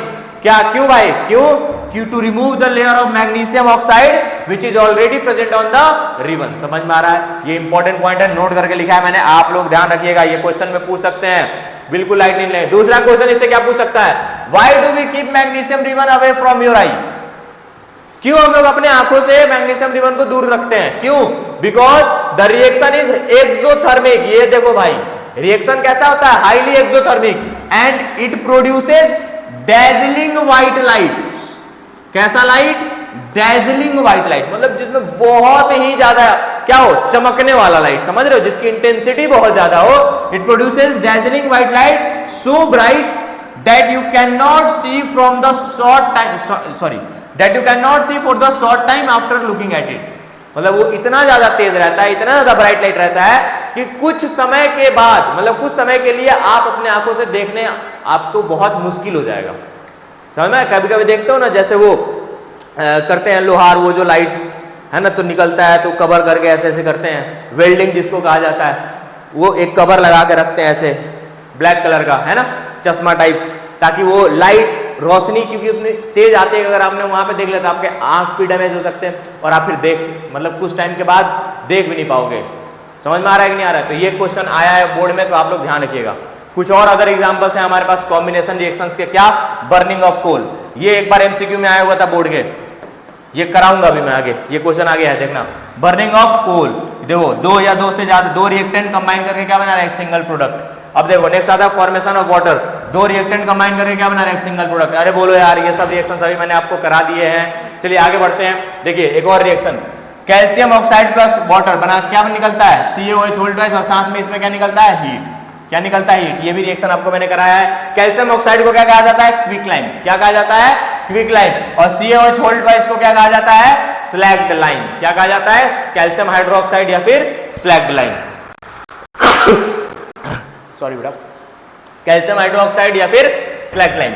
अब देखो, अगर इसी स्लैग्ड लाइन को हम उठा के, अब होता क्या है, ये आपके घर में ना जो व्हाइट वॉश किया होगा, आपने घर में देखा होगा, आपके पापा ने आपका व्हाइट वॉश करवाया होगा रूम को, है ना, ताकि रूम चमके।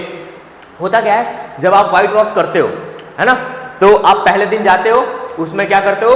कैल्शियम ऑक्साइड का पाउडर लाते हो, उसको पानी में मिलाते हो, पानी में घोल करके उसको दीवारों पे लगा देते हो। बढ़िया बात है सर, लगा दिया।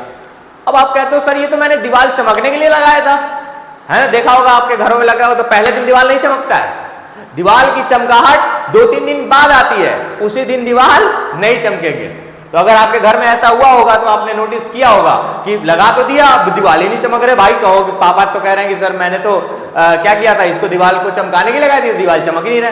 क्यों नहीं चमकते हैं? वो दीवार 2-3 दिन बाद इसलिए चमकते हैं क्योंकि फिर वो जो स्लैग्ड लाइम है यानी CaOH होल ट्वाइस है, जो कैल्शियम जो हाइड्रोक्साइड है, वो हमारे एटमॉस्फेयर से कार्बन डाइऑक्साइड को एब्जॉर्ब करता है। क्या करता है?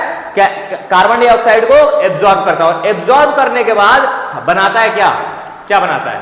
फिर बनाता है हमारा कैल्शियम कार्बोनेट और साथ में वाटर। समझ में आया?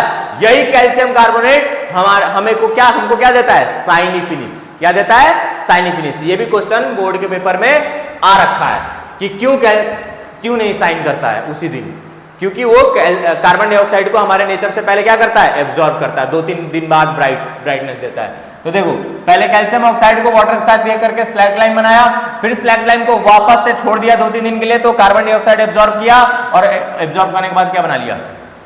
कैल्शियम कार्बोनेट, जो कि क्या देता है? Shiny finish, shiny surface to our walls of the room. Clear है? कार्बन डाइऑक्साइड कहां से आता है? एयर से। कोई देता नहीं है उसको, जाके कहां से मिलता है? एयर से। नोट करके यहां पे क्या लिखा है देखो ध्यान से कि the substance which we use for white washing our house is lime और क्विकलाइन। इस पे भी क्वेश्चन आ रखा है। नेम द सब्सटेंस, कह रहे कि एक सब्सटेंस है which is use for white washing. ये बोर्ड्स में आ रखा है सवाल। नेम द एक सब्सटेंस है एक्स जो कि यूज हो रखा है व्हाइट वॉशिंग में, तो कौन सा सब्सटेंस होगा? वो CaO। पढ़ते ही समझ जाना भाई, पढ़ते ही आंसर लगाना है। समझ में आ रहा है? तो जितनी भी चीजें आपको आ चुकी हैं बोर्ड में वो सब मैं आपको बताते जा रहा हूं साथ साथ, और अभी आगे क्वेश्चंस भी करेंगे, ठीक है, जिसको हम लोग कैल्शियम ऑक्साइड भी बोलते हैं। कह रहा है since the process gives a white shiny appearance to the wall of a house it is called white washing. क्योंकि वो एक व्हाइट शाइनी अपीयरेंस देता है घर को, रूम्स के दीवालों को, इसलिए उसको क्या कहा जाता है? White washing. क्या कहा जाता है? व्हाइट वॉशिंग भी उसको हम लोग प्यार से कहते हैं। अब देखो नेक्स्ट और इंपॉर्टेंट पॉइंट क्या है? कह रहे तो कैल्शियम कार्बोनेट है actually formed after 2 to 3 days। अब मान लो कोई बोला कि एक कंपाउंड बन रहा है 2 से 3 दिन बाद, वाई कंपाउंड बन रहा है 2 से 3 दिन बाद, तो आप लोग नहीं समझ जाओगे क्या यार वो क्या कौन सा कंपाउंड है? कौन सा? Calcium carbonate CaCO3। बोलो यार, बोलो बोलो बोलो। Of white washing and gives a shiny finish to the wall. बताया अभी मैंने। कैसा फिनिश देता है? शाइनी फिनिश देता है। और वो शाइनी फिनिश कब आता है? 2 से 3 दिन के बाद। और वो कौन देता है? Calcium carbonate. कौन देता है? Calcium carbonate. याद रखिएगा ये सब। कह रहा है कि select from the following which process is a example of combination reaction. देखो CBSE 2023 कहा था ना मैंने, देखो इधर ब्लैक एंड व्हाइट फोटोग्राफी है, तो अभी मैंने पढ़ा ही नहीं हमने। बर्निंग ऑफ कोल, एक है बर्निंग ऑफ मीथेन, एक है डाइजेशन ऑफ फूड। तो ये दोनों तो नहीं पढ़ा है, यानी नहीं होगा सर, जाहिर सी बात आपने पढ़ा ही नहीं है तो कहां से दे दोगे। एक क्या आता है? बर्निंग ऑफ कोल, और एक आता है burning of methane. Burning of methane में क्या होता है? ये कॉम्बिनेशन रिएक्शन नहीं है। देखो यहाँ पे, ठीक है, यहां पे मैंने बताया था अभी, जस्ट आपको बताया burning of coal is example of combination reaction. तो यानी ऑप्शन नंबर क्या हो जाएगा इसका? B. Burning of coal is a example of combination reaction. तो चलिए आगे बढ़ते हैं। नेक्स्ट हमारा जो टाइप का रिएक्शन आता है, पहला क्या पढ़ लिया? कॉम्बिनेशन। ठीक है, कॉम्बिनेशन क्या होता है? जहां पे दो चीजें मिलके एक चीज बनाती हैं। दो चीजें मिलके क्या बनाती हैं? एक, या दो से ज्यादा चीजें मिलके क्या बनाती हैं? एक। डिकम्पोजिशन, डिकम्पोज होना, टूटना। तो जहां पे एक चीज टूट के क्या बनाता है? दो या दो से ज्यादा चीज। देखो डिकम्पोजिशन रिएक्शन जो होता है ना, उल्टा होता है किसका? कॉम्बिनेशन का।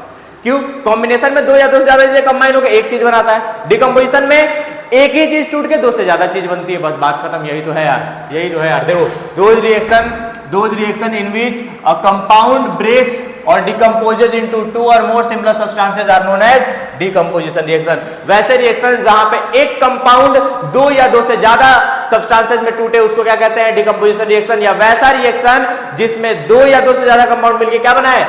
एक प्रोडक्ट या एक सब्सटेंस बना है, उसको क्या कहते हैं? Combination reaction. दोनों में डिफरेंस याद रखना, उल्टा है एक दूसरे का। समझ में आ रहा है? एग्जांपल के लिए देखिए, कैल्शियम कार्बोनेट जिसको लाइमस्टोन बोलते हैं हम लोग, अगर उसको हीट कर दिए, मैंने बोला था डेल्टा का साइन मतलब हीट का साइन, तो क्या निकलेगा? CaO और Ca2। CaO और Ca2। CaO को क्या कहते हैं? लाइम या क्विक लाइम आप बोल सकते हो, कुछ भी बोल सकते हो, आपके ऊपर डिपेंड करता है। अब देखिए ये लिखा है it is the opposite of combination reaction. It is the opposite of combination reaction. ये पॉइंट भी ध्यान रखना है। अब तीन तरीके का डिकम्पोजिशन होता है। क्या क्या सर? एक होता है अपना थर्मल डिकम्पोजिशन, दूसरा होता है इलेक्ट्रोलिटिक डिकम्पोजिशन, और तीसरा होता है फोटोलिटिक डिकम्पोजिशन। थर्मल डिकम्पोजिशन किसके प्रेजेंस में होता है? हीट के प्रेजेंस में। थर्मल नाम से समझ में आ रहा है हीट। ठीक है। इलेक्ट्रोलिटिक इलेक्ट्रिसिटी के प्रेजेंस में, फोटोलिटिक लाइट के प्रेजेंस में। फोटो का मतलब होता है लाइट, ठीक है। इलेक्ट्रोलिटिक का मतलब होता है इलेक्ट्रिसिटी और थर्मल का मतलब होता है हीट। तो ये तीन डिकम्पोजिशन रिएक्शन हमें पढ़ने हैं, तो आइए हम लोग बारी बारी से इन तीनों को देखेंगे। और सबसे पहला रिएक्शन है हमारा क्या, थर्मल डिकम्पोजिशन। क्या होता है वैसा डिकम्पोजिशन, लिखो मतलब ऐसा आप लिख सकते हो डेफिनेशन वाइज कि the decomposition reaction which takes place in the presence of heat, the decomposition reaction which takes place in presence of heat are known as thermal decomposition. क्या कह रहा है, एक आपका ये एक्टिविटी भी है, आपके एनसीईआरटी में ये एक्टिविटी भी है, और उस एक्टिविटी पे बहुत बार सवाल आ चुका है। वो सवाल मैं आपको कराऊंगा भी बाद में, अभी आप उसको देख भी लो, ठीक है। आप इसको पहले समझ लो, इसके बाद इसके नेक्स्ट स्लाइड में मैं वो सवाल लेके भी आया हूं। कह रहे कि ferrous sulphate crystal are green in colour, on heating it loses water, changes to white colour. अब जैसे देखो ये जो रिएक्शन है, ये रिएक्शन है, इसी रिएक्शन को मैंने वहां पे समझाया है, समझो इसे। फेरस सल्फेट का ये क्या है, क्रिस्टल, हाइड्रेटेड फॉर्म। हाइड्रेटेड का मतलब कैसा, जिसमें पानी इन्वॉल्व हो, जिसमें पानी इन्वॉल्व हो, उसको क्या कहा जाता है, हाइड्रेटेड स्टेट। तो फेरस सल्फेट का क्रिस्टल है, FeSO4 का क्रिस्टल है ये, ठीक है ना, जो कि कैसा कलर में होता है, ग्रीन कलर में। जब इसको हीट करेंगे तो जाहिर सी बात है, किसी पानी वाले सब्सटेंस को हीट करोगे तो पानी बाहर निकल जाएगा, तो इसमें भी वही होता है, पानी वाले सब्सटेंस को हीट किया तो पानी बाहर निकल गया। पानी क्या हुआ, बाहर निकल गया। और ये सिर्फ और सिर्फ यहाँ पे क्या बचा, FeSO4, किस कलर में, व्हाइट कलर में। पहले किस क्या कलर का था, ग्रीन कलर का था। पहले किस कलर का था, ग्रीन कलर का था। अब किस कलर का हो गया है, व्हाइट कलर में। क्यों, क्योंकि फेरस सल्फेट क्रिस्टल को हीट करें तो सबसे पहले किस में कन्वर्ट होगा, फेरस सल्फेट, और वाटर यहां से बाहर निकल जाएगा, क्योंकि 7H2 था, तो 7 मॉलिक्यूल ऑफ वाटर बाहर निकला है। वापस से इसी फेरस सल्फेट को यहां पे लाके वापस से हीट करेंगे तो ये बनता है क्या, Fe2O3, Fe2O3 फेरिक ऑक्साइड, और साथ में निकलता है SO2 गैस और SO3 गैस। इसको कहते हैं सल्फर डाइऑक्साइड, इसको कहते हैं सल्फर ट्राइऑक्साइड। समझ में आ रहा है, नहीं आ रहा है। ये किस कलर का निकलता है, रेडिश ब्राउन। भाई कलर याद रखना, कलर याद रखना, बता रहा हूं क्वेश्चंस कलर पे ही आता है। वो तुमको कंपाउंड का नाम थोड़ी देगा यार, वो क्या देगा कि मान लो this colour changes to this colour to form this colour. अब वो कलर आपको याद होगा तब तो कंपाउंड का नाम लिखोगे। देखो इधर पहले क्या था, फेरस सल्फेट का क्रिस्टल कैसा था, ग्रीन, ग्रीन से कैसा हुआ व्हाइट, फिर व्हाइट से कैसा हुआ रेडिश ब्राउन। कैसा हुआ, रेडिश ब्राउन। तो रेडिश ब्राउन किसका कलर है, Fe2O3 का। याद रखना, आगे आएगा क्वेश्चन में। Fe2O3 का कलर कैसा है, रेडिश ब्राउन। FeSO4.7H2 का कलर कैसा है, ग्रीन, और FeSO4 का कलर कैसा है, व्हाइट। ये आपको ध्यान रखना है, इसको फेरिक ऑक्साइड बोलते हैं। अब आइए यहीं पे इसके ऑब्जर्वेशंस है, क्या कह रहा है, देखो ferrous sulphate crystal are green in colour, on heating it loses water and changes to white colour. बोला मैंने कि पहले वो जो ग्रीन कलर का सब्सटेंस रहता है, जब उसको हीट करोगे तो किस में कन्वर्ट होगा, व्हाइट कलर में। किस में कन्वर्ट हो जाएगा, व्हाइट कलर में। फिर कह रहे हैं कि अब उसको फर्दर अगर हीट करते हैं तो क्या बनेगा, फेरिक ऑक्साइड फॉर्म करेगा, जिसका कलर क्या है, रेडिश ब्राउन। जिसका कलर क्या है, रेडिश ब्राउन है। समझ में आया ना। ये क्वेश्चन याद रखना, आ सकता है आपके स्कूल के पेपर्स में, आ सकता है बोर्ड्स में तो बहुत बार आया हुआ है, तो इसलिए इस क्वेश्चन को ध्यान रखना। इसके कलर के थ्रू आपके क्वेश्चंस बन सकते हैं। ग्रीन से किस में कन्वर्ट हुआ, व्हाइट से व्हाइट में, और व्हाइट से किस में कन्वर्ट हुआ, रेडिश ब्राउन में। ये याद रखिएगा। उसके बाद यहाँ पे जो गैस निकलेगा, पता है पूछ देगा कि गैस का ना स्मेल ऐसा आ रहा था, बताओ कौन सा गैस है, ठीक है। तो देखो स्मेल ऑफ बर्निंग सल्फर, जो मैस्टिक, जो माचिस की तिल्ली नहीं जलाते हैं, जो स्मेल आता है एकदम अजीब सा, उसी का स्मेल आया, जिसको हम लोग स्मेल ऑफ बर्निंग सल्फर भी बोलते हैं। और स्मेल ऑफ SO2 कैसा होगा, पंजेंट। कैसा स्मेल आएगा, पंजेंट स्मेल। किसका, SO2 गैस का। है pungent smell gas is form, जिसका स्मेल कैसा है, पंजेंट। बताओ कौन सा गैस होगा, तो SO2 लिखना है आपको, लिखना है। देखो SO2 और SO3 क्या है, एयर पोल्यूटेंट। मान लो ऐसा ही पूछ सकता है कि 2 air pollutant gas are form which are acidic in nature. या फिर ऐसा पूछ देगा कि बताओ इस प्रोसेस में जो गैस बनता है उसका नेचर कैसा होगा, एसिडिक, बेसिक, न्यूट्रल या नॉन ऑफ दिस। समझ में आया, कैसा नेचर होगा, एसिडिक। कैसा नेचर होगा, एसिडिक। क्यों होगा, ये आपको अगले चैप्टर में पढ़ना है, एसिड बेसिस एंड सॉल्ट में। रिएक्शन कैसा है, एंडोथर्मिक, क्योंकि इसमें हीट बार बार क्या कर रहे हैं हम लोग, दे रहे हैं। हीट क्या कर रहे हैं, दे रहे हैं। समझ में आया कि नहीं यार, बोलो। ठीक है, अब देखो इसी पे क्वेश्चन आया है, कह रहा है what is observed when hydrated ferrous sulphate crystal are heated in a dry boiling test tube. क्या ऑब्जर्वेशन हुआ, give a balance chemical equation. यही नहीं लिख दोगे क्या टोटल, यही तो है इसका आंसर यार, चुपचाप यही उतार देना। क्या ऑब्जर्वेशन हो रहा है कि green colour changes to white colour after heating ferrous sulphate, it forms ferric oxide which is reddish brown in colour and two gases are form which are acidic in nature, name क्या क्या है, SO2 और SO3। Reaction लिख दोगे नहीं, ये reaction दोनों लिखना है, ध्यान रखना, ये एक रिएक्शन मत लिख के आ जाना, नंबर कट जाएगा भाई।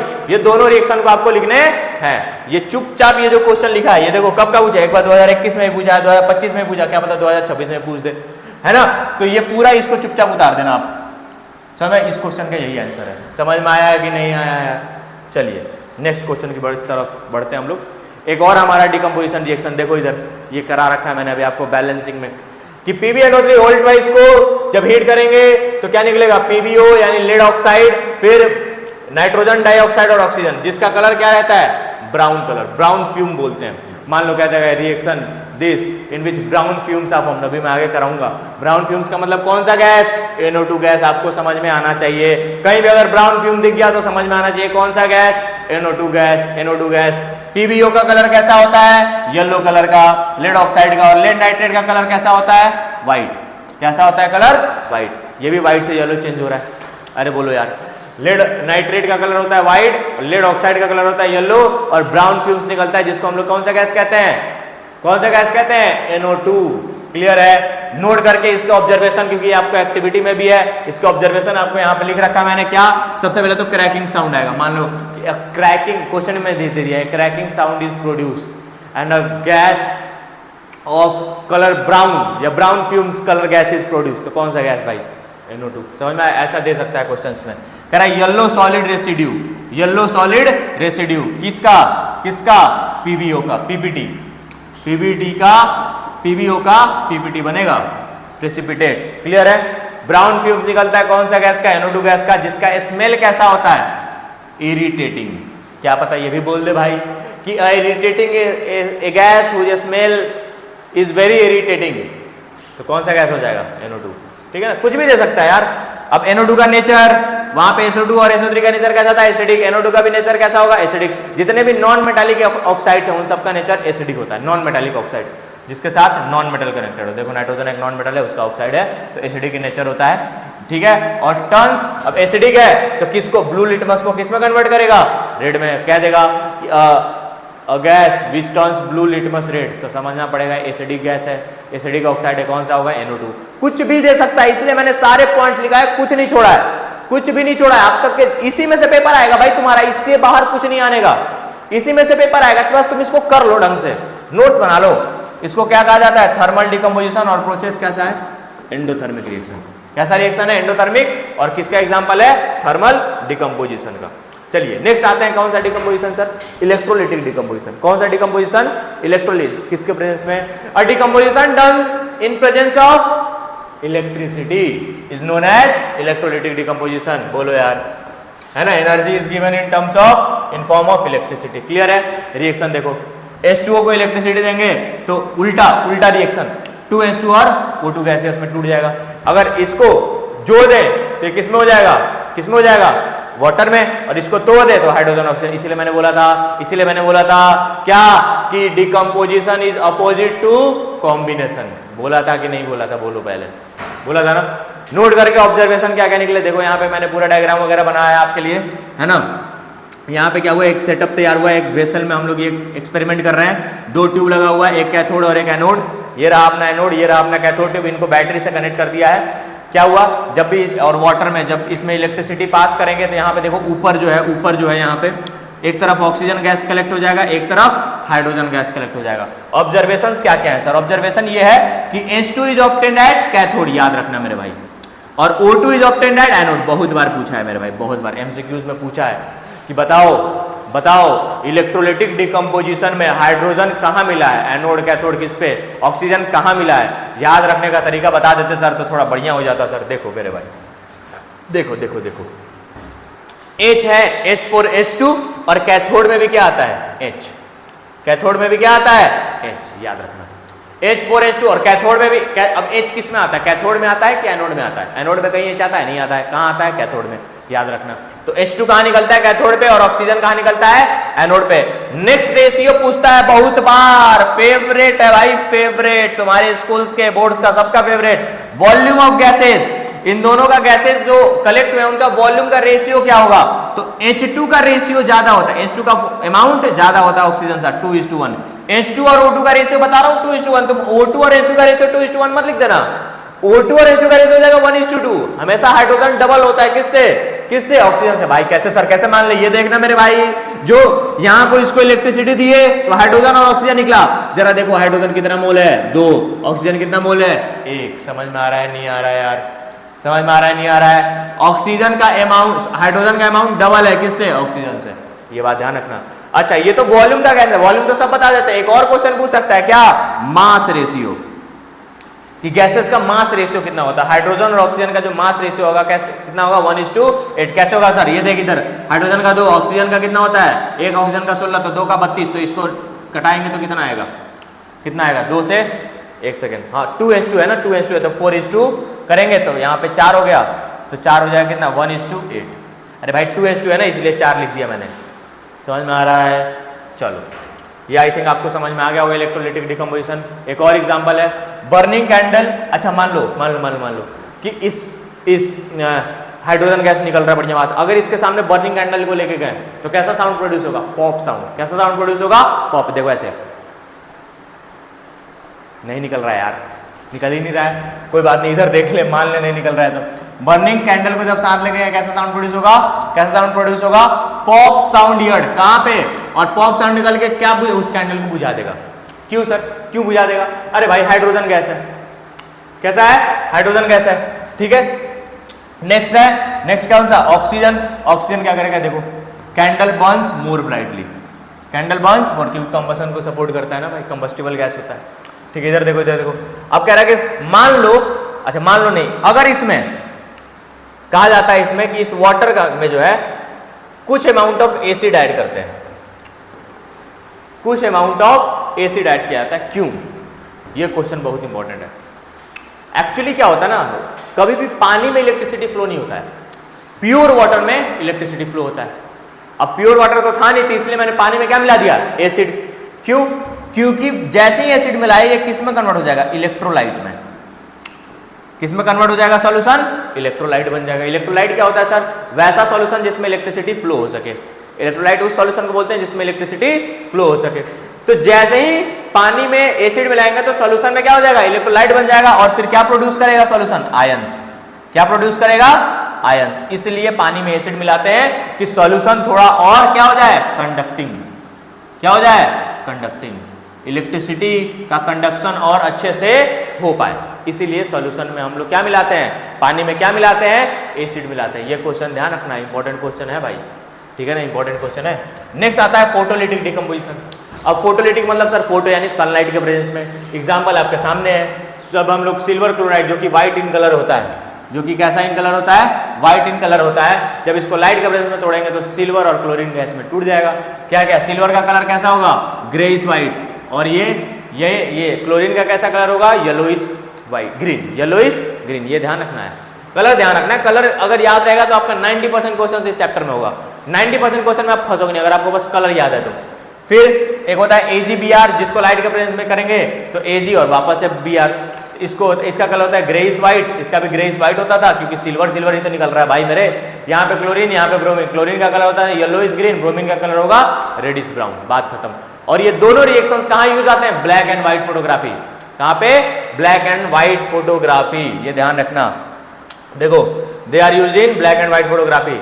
अब देखो एक और क्वेश्चन यहाँ से नोट करके मैं लिखा हूँ, जितने भी नोट वाले पॉइंट आपको दिख रहे हैं मेरे स्लाइड्स में, जितने भी नोट वाले पॉइंट वो बहुत इंपॉर्टेंट पॉइंट है, उससे क्वेश्चन सीधा बन सकता है, इसलिए ध्यान रखना। क्या कह रहे हैं कि AgCl and AgBr kept in black colour bottles to protect from sunlight. पूछ देगा कि क्यों इसको ब्लैक कलर बोतल में रखते हैं, क्योंकि भाई सनलाइट से ऐसे मान लो अगर सनलाइट पड़ गया तो डिकम्पोज होकर अपने रिस्पेक्टिव एलिमेंट्स में टूट जाएगा कि नहीं टूट जाएगा यार, है ना। इसलिए ब्लैक कलर बोटल्स में बंद करके रखा जाता है ताकि वहां तक लाइट ना पहुंचे। और समझ में आ रहा है ना, to protect it from sunlight. लिख दोगे कि नहीं लिख दोगे यार, बोलो। तो ये सारे क्वेश्चंस मैं डिस्कस करते चल रहा हूं, तो ध्यान रखना। नेक्स्ट आता है अपना क्या, नेक्स्ट टाइप का रिएक्शन डिकम्पोजिशन के बाद। डिकम्पोजिशन में 3 पढ़ लिया क्या, thermal decomposition, electrolytic decomposition, photolytic decomposition. अब आता है डिस्प्लेसमेंट रिएक्शन। कैसा रिएक्शन, डिस्प्लेसमेंट रिएक्शन। क्या कह रहा है कि इस रिएक्शन के अंदर मोर रिएक्टिव एलिमेंट रिप्लेस करता है लेस रिएक्टिव एलिमेंट को।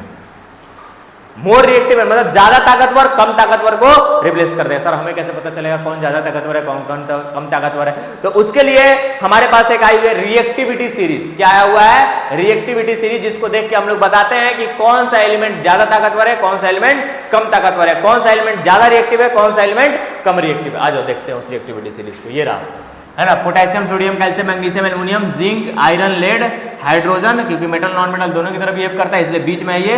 फिर कॉपर, Hg, Ag, Au और Pt। अब देखो आपके स्कूल्स में, आपके कोचिंग्स में पता नहीं भतेरो ट्रिक्स आपको बताए हुए हैं, मैं नहीं बताने वाला ट्रिक, फालतू का कंफ्यूजन क्रिएट करोगे। पढ़ लो चुपचाप, चुपचाप याद रख लो। जो आपको ट्रिक लगा के याद रखना हो याद रख लो यार, कोई दिक्कत नहीं है, सबका अपना अपना ट्रिक होता है ना। आप कोई भी लगा सकते हो, अदरवाइज आप इसको 2-3 बार लिखोगे आपको ऑटोमेटिकली ऐसे याद हो जाएगा। समझ में आ रहा है नहीं आ रहा है? ठीक है, कौन कौन सा sir? Potassium, sodium, calcium, magnesium, aluminium, zinc, iron, copper. ठीक है, जिंक देखो, जिंक, आयरन, लेड, हाइड्रोजन। अच्छा एक चीज ये ध्यान रखना, ये क्वेश्चन पूछता है कि why hydrogen is placed in middle of the reactivity series. Why hydrogen is placed in middle of the reactivity series? क्यों? क्योंकि मेटल और नॉन मेटल दोनों की तरफ बिहेव करता है। समझ में आया? ये इंपॉर्टेंट पॉइंट है, याद रखना। नेक्स्ट आता है अपना क्या? कॉपर, फिर मर्क्यूरी, फिर सिल्वर, गोल्ड और प्लेटिनम। अब देखो ये जो ऊपर के मेटल्स हैं ये हैं मोर रिएक्टिव। कैसे हैं? मोर रिएक्टिव, ज्यादा ताकतवर। ठीक है, ये सब ज्यादा ताकतवर में आते हैं गाइस। ये सब जो है ये सब आते हैं मॉडरेट रिएक्टिव में, मॉडरेट रिएक्टिव में। ठीक है, ठीक है। और ये जो नीचे के आते हैं ये सब आते हैं लीस्ट रिएक्टिव एलिमेंट्स में। कैसे आते हैं? लीस्ट रिएक्टिव एलिमेंट, जो कि कम रिएक्टिव है। देख इधर कि मान ले ए और बी सी है ना, अलग अलग, तो ये इसको ए जो है रिप्लेस कर देता है किसको? बी को, और वापस से सी के साथ आ जा रहा है, क्या बना ले रहा है? ए सी और बी। तो इसको ऐसा समझने से अच्छा हम लोग क्यों ना एक प्रॉपर एग्जाम्पल से समझे, जैसे कि रहा ये, जैसे जिंक और कॉपर। देखो अब क्या जिंक कॉपर को डिस्प्लेस कर पाएगा? देखते हैं। क्या जिंक ऊपर है कॉपर से? बिल्कुल बिल्कुल सर, जिंक है यहाँ पे, कॉपर है यहाँ पे, तो जिंक ऊपर है तो ज्यादा ताकतवर है, यानी डिस्प्लेस कर पाएगा। तो क्या लिखेंगे रिएक्शन? ZnSO4 plus Cu। बोलो यार, बोलो बोलो बोलो। अब देखो जिंक और CaSO4, क्या जिंक कैल्शियम को डिस्प्लेस कर पाएगा? जी बिल्कुल नहीं कर पाएगा। ध्यान रखना, देखो कैल्शियम है यहाँ पे और जिंक है यहाँ पे, कैल्शियम ज्यादा ताकतवर है भाई, कैसे डिस्प्लेस कर देगा? कैल्शियम ज्यादा ताकतवर है रिएक्टिविटी सीरीज के अनुसार, कैसे डिस्प्लेस कर पाएगा? नहीं कर पाएगा ना जिंक, तो इसीलिए कोई रिएक्शन नहीं होगा। नेक्स्ट Fe+, क्या आयरन ज्यादा ताकतवर है कॉपर से? बिल्कुल है, तो रिएक्शन क्या हो जाएगा? FeSO4 plus Cu। Next next next Cu plus PbSO, क्या कॉपर ज्यादा ताकतवर है लेड से? देखो तो जरा, देखो देखो देखो, क्या कॉपर ज्यादा ताकतवर है लेड से? नहीं, लेड ज्यादा ताकतवर है कॉपर से। समझ में आ रहा है नहीं आ रहा है? तो यानी ये भी रिएक्शन नहीं होगा, पॉसिबल ही नहीं है। अब ये रिएक्शन देखो, ये इंपॉर्टेंट रिएक्शन है, क्यों? क्योंकि मैं आगे बताऊंगा। जिंक को अगर हम लोग एसिड में मिला रहे हैं H2SO4 में, तो जिंक तो बहुत ज्यादा रिएक्टिव है, कोई दिक्कत वाली बात नहीं है सर। तो क्या बनाएगा यहाँ पे? यहाँ बनेगा ZnSO4 और हाइड्रोजन गैस लिबरेट होगा। आ रही बात समझ में? आ रही बात समझ में? ये रिएक्शन के बारे में हम लोग डिटेल चर्चा कर रहे हैं यहाँ पे करते हैं डिटेल चर्चा इस रिएक्शन के बारे में। हाइड्रोजन गैस और साथ में हीट निकलता है इस रिएक्शन में। ऑब्जर्वेशन क्या क्या है, क्योंकि ये भी एक्टिविटी बेस्ड सवाल आता है इससे। ऑब्जर्वेशन ये है कि H2 is a colourless and odourless gas, है ना, जो कि बर्न करता है विथ अ पॉप साउंड और एक्सटिंग्विशेस द बर्निंग कैंडल। पहला ऑब्जर्वेशन कि जो हाइड्रोजन क्या पूछ देगा कि when iron nail is dipped in copper sulphate solution, नहीं, when zinc rod is dipped in किसमें? एसिड, सल्फ्यूरिक एसिड मान लो, नाइट्रिक एसिड मान लो, HCl मान लो, कुछ ही मान लो। ठीक है, तो जब भी हम लोग जिंक के ग्रैन्यूल्स को डालेंगे एसिड में तो क्या निकलेगा? तो जिंक सल्फेट बनेगा और हाइड्रोजन गैस निकलता है। हाइड्रोजन गैस का कैसा होता है नेचर? कलरलेस गैस होता है, ऑर्डरलेस गैस होता है, कोई स्मेल नहीं होता है, कोई कलर नहीं होता है, और बर्न्स विद, कैसे बर्न करता है भैया? पॉप साउंड पे बता चुका हूं मैं। ऐसे आपको ये भी आ सकता है, experimental analysis of hydrogen gas है, कैसे पता करते हैं? पॉप साउंड से। ठीक है ना, एक्सटिंग्विशेस तुम लोग निकाल के देखना, ऐसा आवाज आ रहा है क्या तुम लोगों के माउथ से?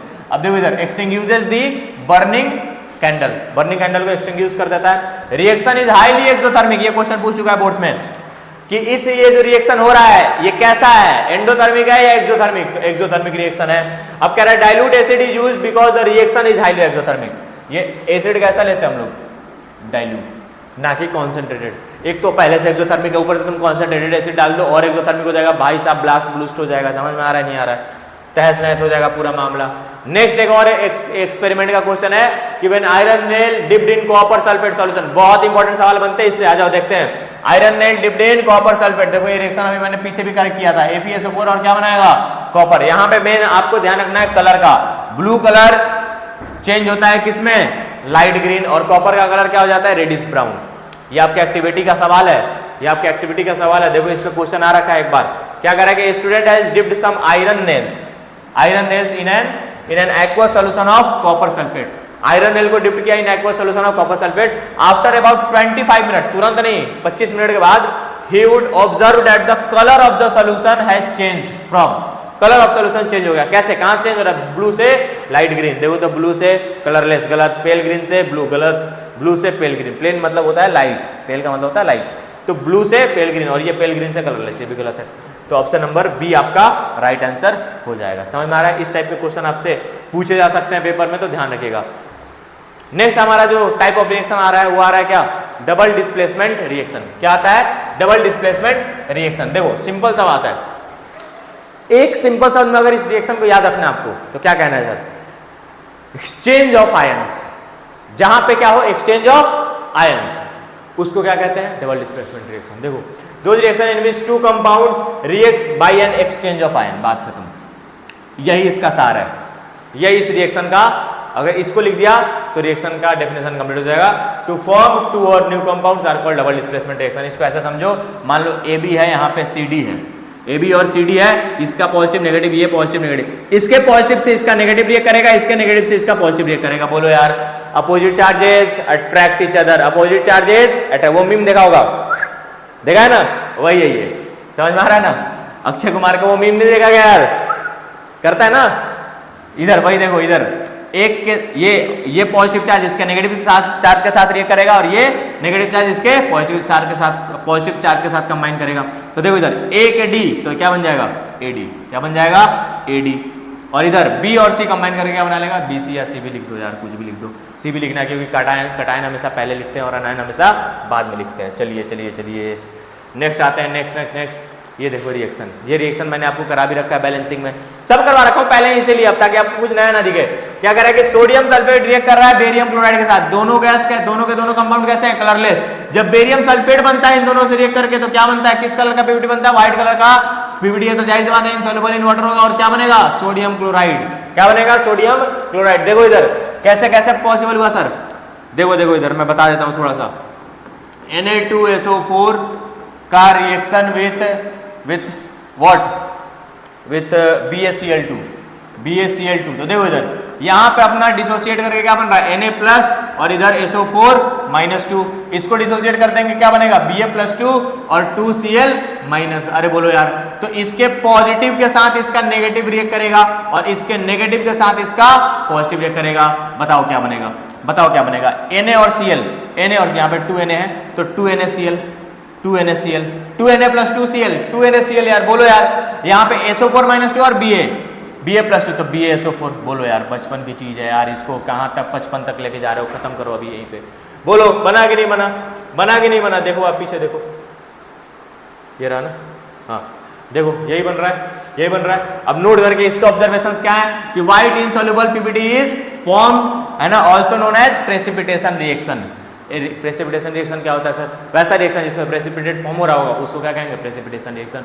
क्या वैसा रिएक्शन जिसमें क्या फॉर्म हो रहा है, प्रेसिपिटेट, उसको क्या कहेंगे, प्रेसिपिटेशन रिएक्शन। बात खत्म यार, इंग्लिश में सुनना चाहते हो, the reaction in which precipitate is formed is known as precipitate, और you can say insoluble substance is formed is known as precipitation reaction. Clear है। नेक्स्ट आ जाओ, ये देखो AgNO3 रिएक्ट कर रहा है NaCl के साथ, तो देखो इधर ये प्लस है ये माइनस है, इधर ये प्लस है ये माइनस है, तो इसके प्लस के साथ ये माइनस, इसके माइनस के साथ ये प्लस। बोलो यार, तो क्या बनेगा Ag प्लस और Cl माइनस, AgCl और NO3 माइनस और Na प्लस, तो NaNO3। देखो AgCl की पीपीटी कैसी होगी, व्हाइट कलर की प्रेसिपिटेट होगा, ये ध्यान रखना, सबके कलर याद रखना है।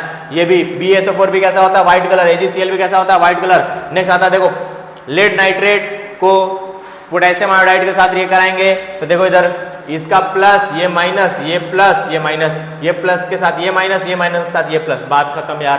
तो देखो Pb और I कंबाइन करके क्या हो जाएगा PbI2, और K और NO3 कंबाइन करके क्या बना जाएगा KNO3। यार बोलो बोलो बोलो, आया कि नहीं आया? आया। बस वैलेंसी इंटरचेंज करने आना चाहिए मेरे भाई। अगर वैलेंसी इंटरचेंज करने नहीं आएगा तब तो सारा ही गलत लिखोगे। सर यहाँ पे Pb +2 में है भैया मेरे भाई, ये ध्यान रखना।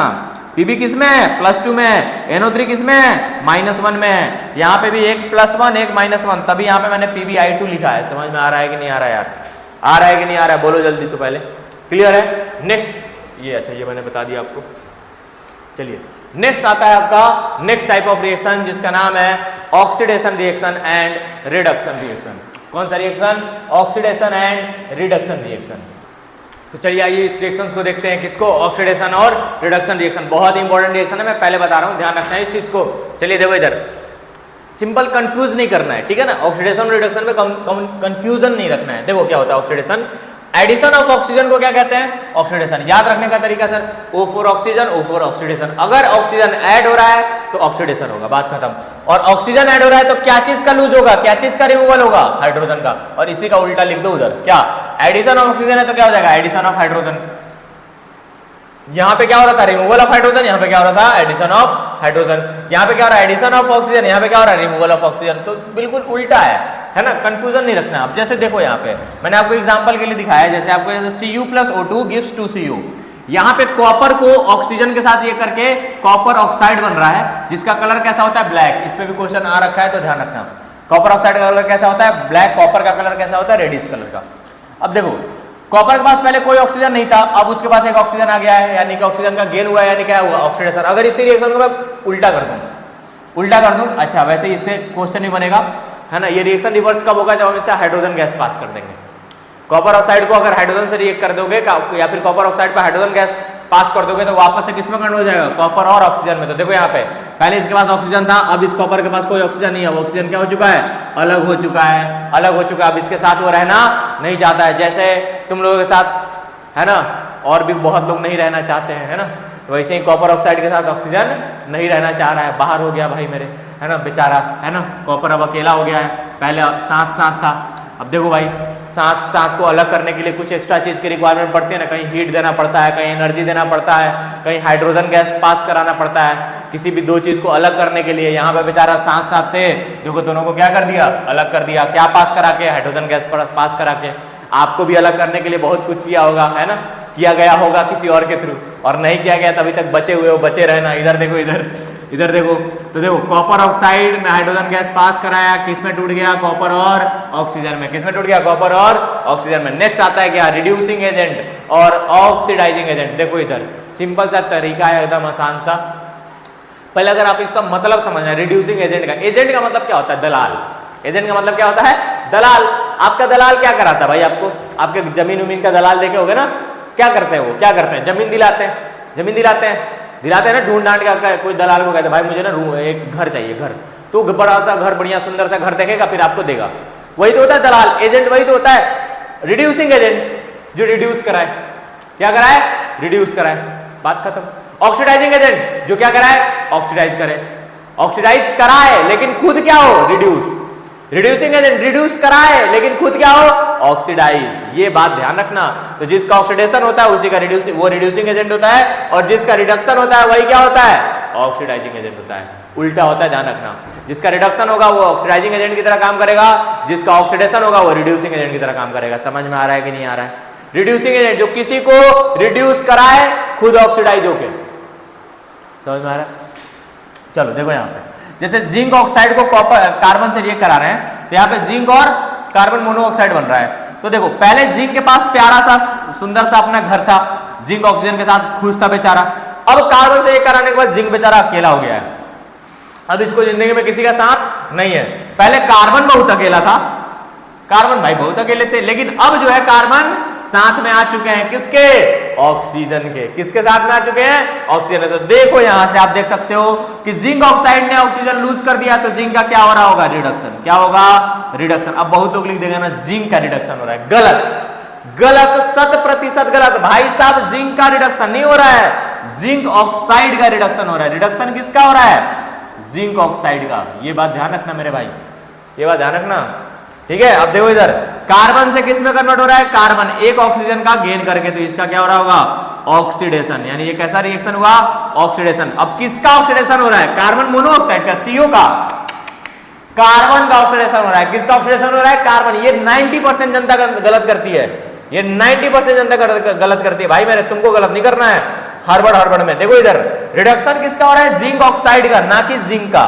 ऑक्सीडेशन किसका हो रहा है, कार्बन का। समझ में आ रहा है, समझ में आ रहा है। तो जिसका रिडक्शन होगा वही क्या हो जाएगा, ऑक्सीडाइजिंग एजेंट शॉर्ट फॉर्म में OA, जिसका ऑक्सीडेशन होगा वही क्या हो जाएगा, रिड्यूसिंग एजेंट शॉर्ट फॉर्म में RA। बोलो बोलो आया कि नहीं आया, आ गया होगा। आइए नेक्स्ट क्वेश्चन पे चलते हैं, इसी का एग्जांपल पे। अब आता है रेडॉक्स रिएक्शन। रेडॉक्स रिएक्शन क्या होता है, समझ में आ रहा है, इसके नाम में इसका काम है भाई। देखो रेड का मतलब होता है रिडक्शन, और ऑक्स आया है ऑक्सीडेशन से। तो वैसा रिएक्शन जहां पे रिडक्शन और ऑक्सीडेशन साइमल्टेनियसली हो, एक साथ हो, उस टाइप के रिएक्शंस को क्या कहते हैं, रेडॉक्स रिएक्शन। समझ में आया। अब देखो जैसे मैंने पिछले वाला एग्जांपल दिया, ये भी सारे रेडॉक्स रिएक्शन के एग्जांपल है। CuO ऑक्सीजन के साथ था बेचारा, अब अकेला हो गया है जिंदगी संसार में, ऑक्सीजन लूज कर दिया यानी रिडक्शन हो गया। H2 से किस में कन्वर्ट हो गया, H2O में सॉरी, H2 से किस में कन्वर्ट हो गया, O में। इसके पास ऑक्सीजन नहीं था, अब ऑक्सीजन है, यानी क्या हो गया, इसका ऑक्सीडेशन हो गया। अरे बोलो, तो ऑक्सीडेशन किसका हुआ सर, ऑक्सीडेशन हुआ सर H2O का। गलत भाई, लपड़ पड़ेंगे, समझ लो ध्यान से। H2O का ऑक्सीडेशन नहीं हुआ, किसका ऑक्सीडेशन हुआ है, H2 का। रिडक्शन किसका हुआ है सर, रिडक्शन हुआ है भाई बताओ, CuO का। ये बात ध्यान रखना है आपको, ये बात कान खोल के ध्यान रखिएगा। आते हैं एक बहुत इंपॉर्टेंट एग्जांपल पे, CBSE 2024 में क्वेश्चन आ रखा है। ये कह रहा है कि बताओ किसका ऑक्सीडेशन और किसका रिडक्शन हो रखा है। देखो यहाँ पे MnO2 प्यारा सा संसार लेके अपना घूम रहा था, और यहाँ पे अब क्या आ गया, MnCl2 उसके साथ। क्या आ गया, MnCl2 आ गया। HCl जो है देखो यहाँ पे हाइड्रोजन लगा हुआ था उसके साथ, अब HCl के साथ हाइड्रोजन नहीं लगा हुआ है, Cl के साथ अब हाइड्रोजन नहीं लगा हुआ है। क्या लगा हुआ है फिर, Cl अब अकेला हो गया है सर। Cl कैसा हो गया है, अकेला। तो देखो इधर पहले ऑक्सीजन था, अब ऑक्सीजन नहीं है, तो क्या होगा, इसका होगा रिडक्शन। पहले हाइड्रोजन था, अब हाइड्रोजन नहीं है, तो लॉस ऑफ हाइड्रोजन क्या होता है, रिडक्शन होता है। इतना मारूंगा ना, लॉस ऑफ हाइड्रोजन होता है ऑक्सीडेशन, समझ में। गेन ऑफ हाइड्रोजन रिडक्शन होता है। हाँ नहीं तो लपड़ पड़ेंगे बेटा, समझ में आ रहा है ना, ध्यान से सुन लो इधर। समझ में आ रहा है, नहीं आ रहा है, देखो इधर HCl हाइड्रोजन है, अब हाइड्रोजन नहीं है Cl के पास। सर H2O का कुछ नहीं किए सर, अबे क्यों करेंगे, क्यों करेंगे, अबे काम ही नहीं है उसका, जान दो अकेले चुपचाप बेचारा जिंदगी संसार में घुसा, क्यों उसको छेड़ रहे हो फालतू में। चलो आ जाओ नेक्स्ट क्वेश्चन पे चलते हैं। नेक्स्ट आता है effect of oxidation reactions in our everyday life. क्या आता है सर इफेक्ट, पहला तो आता आपने देखा होगा कोरोजन, होता है ना कोरोजन, और एक आता है क्या, रैंसिडिटी। हाँ सर पढ़ा तो है हमने, आ जाओ उसको डिटेल में आज समझते हैं यार, है ना। ऑक्सीडेशन क्या होता है, oxidation has a damaging effect on metals. क्या इफेक्ट करता है ऑक्सीडेशन से, damaging effect on metals as well as food. अगर वो मेटल को डैमेज करता है उसी को क्या कहा जाता है, कोरोजन, और अगर वो फूड को डैमेज करता है तो उसको क्या कहते हैं, रैंसिडिटी। समझ में आया। ऑक्सीडेशन का फूड पे भी डैमेजिंग इफेक्ट होता है, मेटल पे भी होता है। मेटल को डैमेज करेगा तो कोरोजन कहेंगे, और अगर फूड को डैमेज कर देगा तो क्या कहेंगे, क्या कहेंगे, रैंसिडिटी। क्या कहेंगे, रैंसिडिटी। अब आओ डिटेल में देखते हैं किसको, कोरोजन ऑफ मेटल्स को। तो कह रहा है कि एक प्रोसेस है कोरोजन के, it's a process of slowly catching up of metals due to their conversion into oxides, carbonate, sulphide, sulphate by the action of air moisture is called corrosion. Simple भाषा में समझो, ये तो आपके नोट्स के लिए हो गया, मैं सिंपल भाषा में समझाता हूँ, समझो।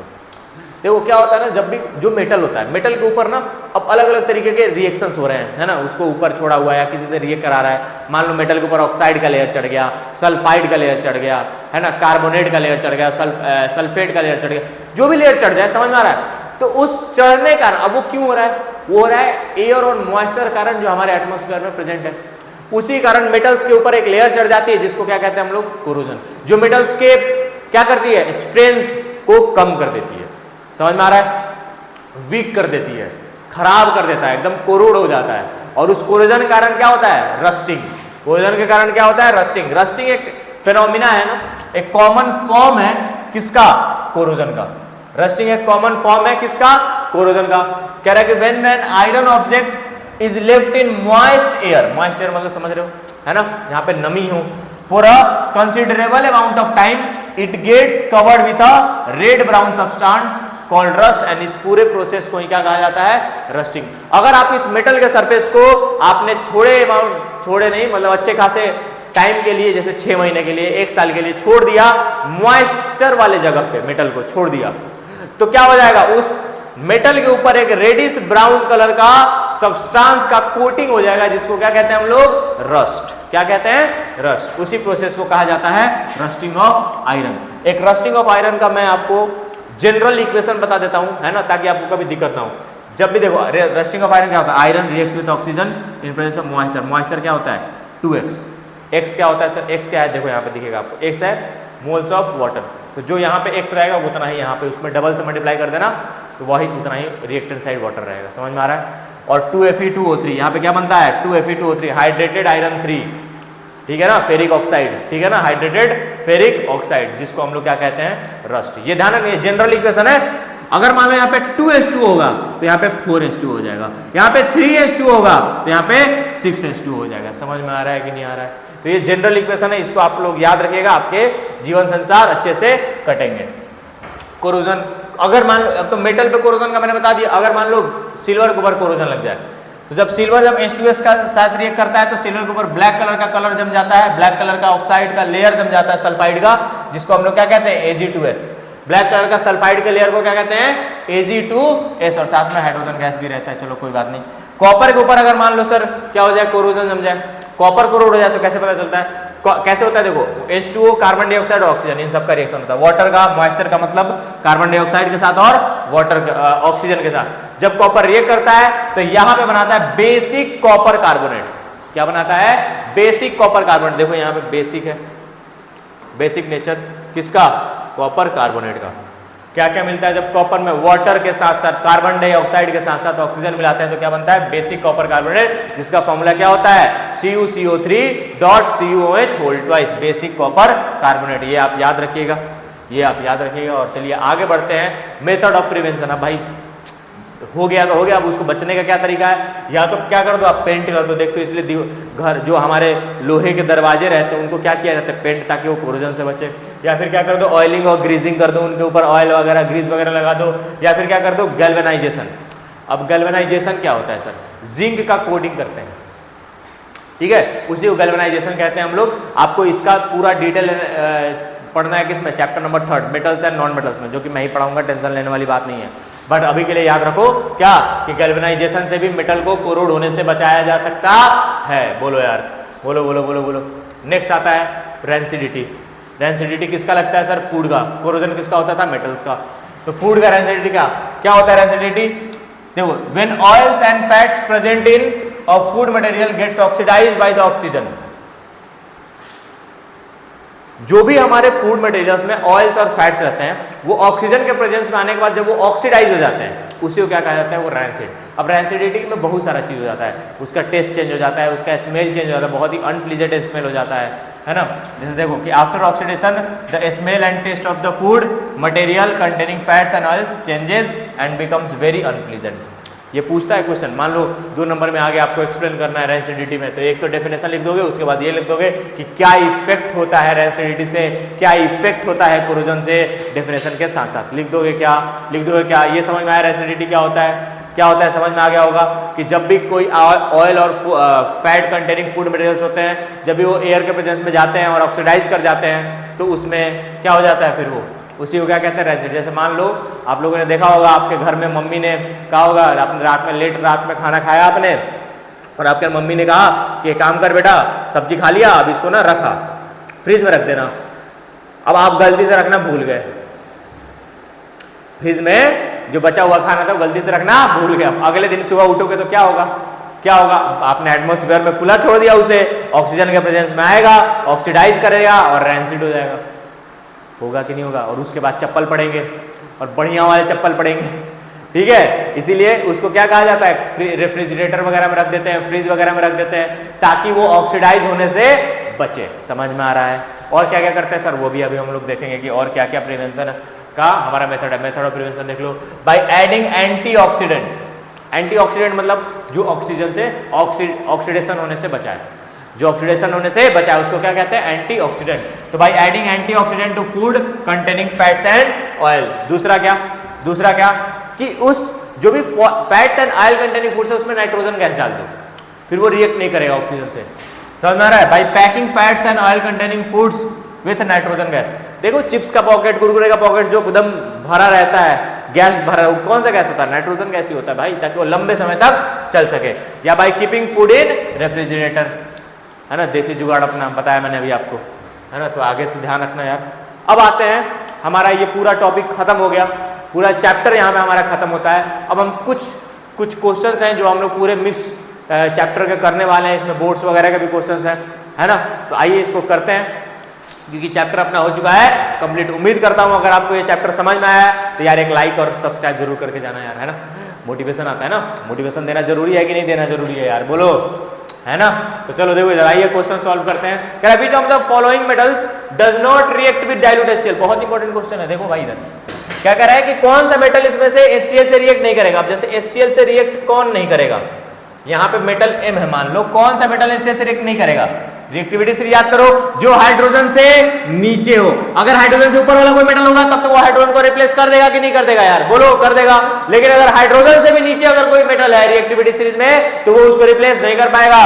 क्या वो मैग्नीशियम है? नहीं। क्या वो आयरन है? नहीं। क्या वो एल्युमिनियम है? नहीं। क्या वो कॉपर है? बिल्कुल है। कॉपर कहां मिलता है? हाइड्रोजन के नीचे, वो HCl से रिएक्ट नहीं करेगा। ये क्वेश्चन को ध्यान रखिएगा, ध्यान रखिएगा, ध्यान रखिएगा। नेक्स्ट कह रहा था इमिशन ऑफ ब्राउन फ्यूम्स। हाँ भाई, हाँ बताओ बताओ, ब्राउन फ्यूम्स, कौन सा ब्राउन फ्यूम्स? सर नाम सुनते अपने को याद आ रहा है सर, पढ़ लिए सर अब आपसे, क्या NO2 याद आया कि नहीं आया? ये CBSE का क्वेश्चन है भाई। कह रहा है takes place in the reaction due to, क्यों होता है वो?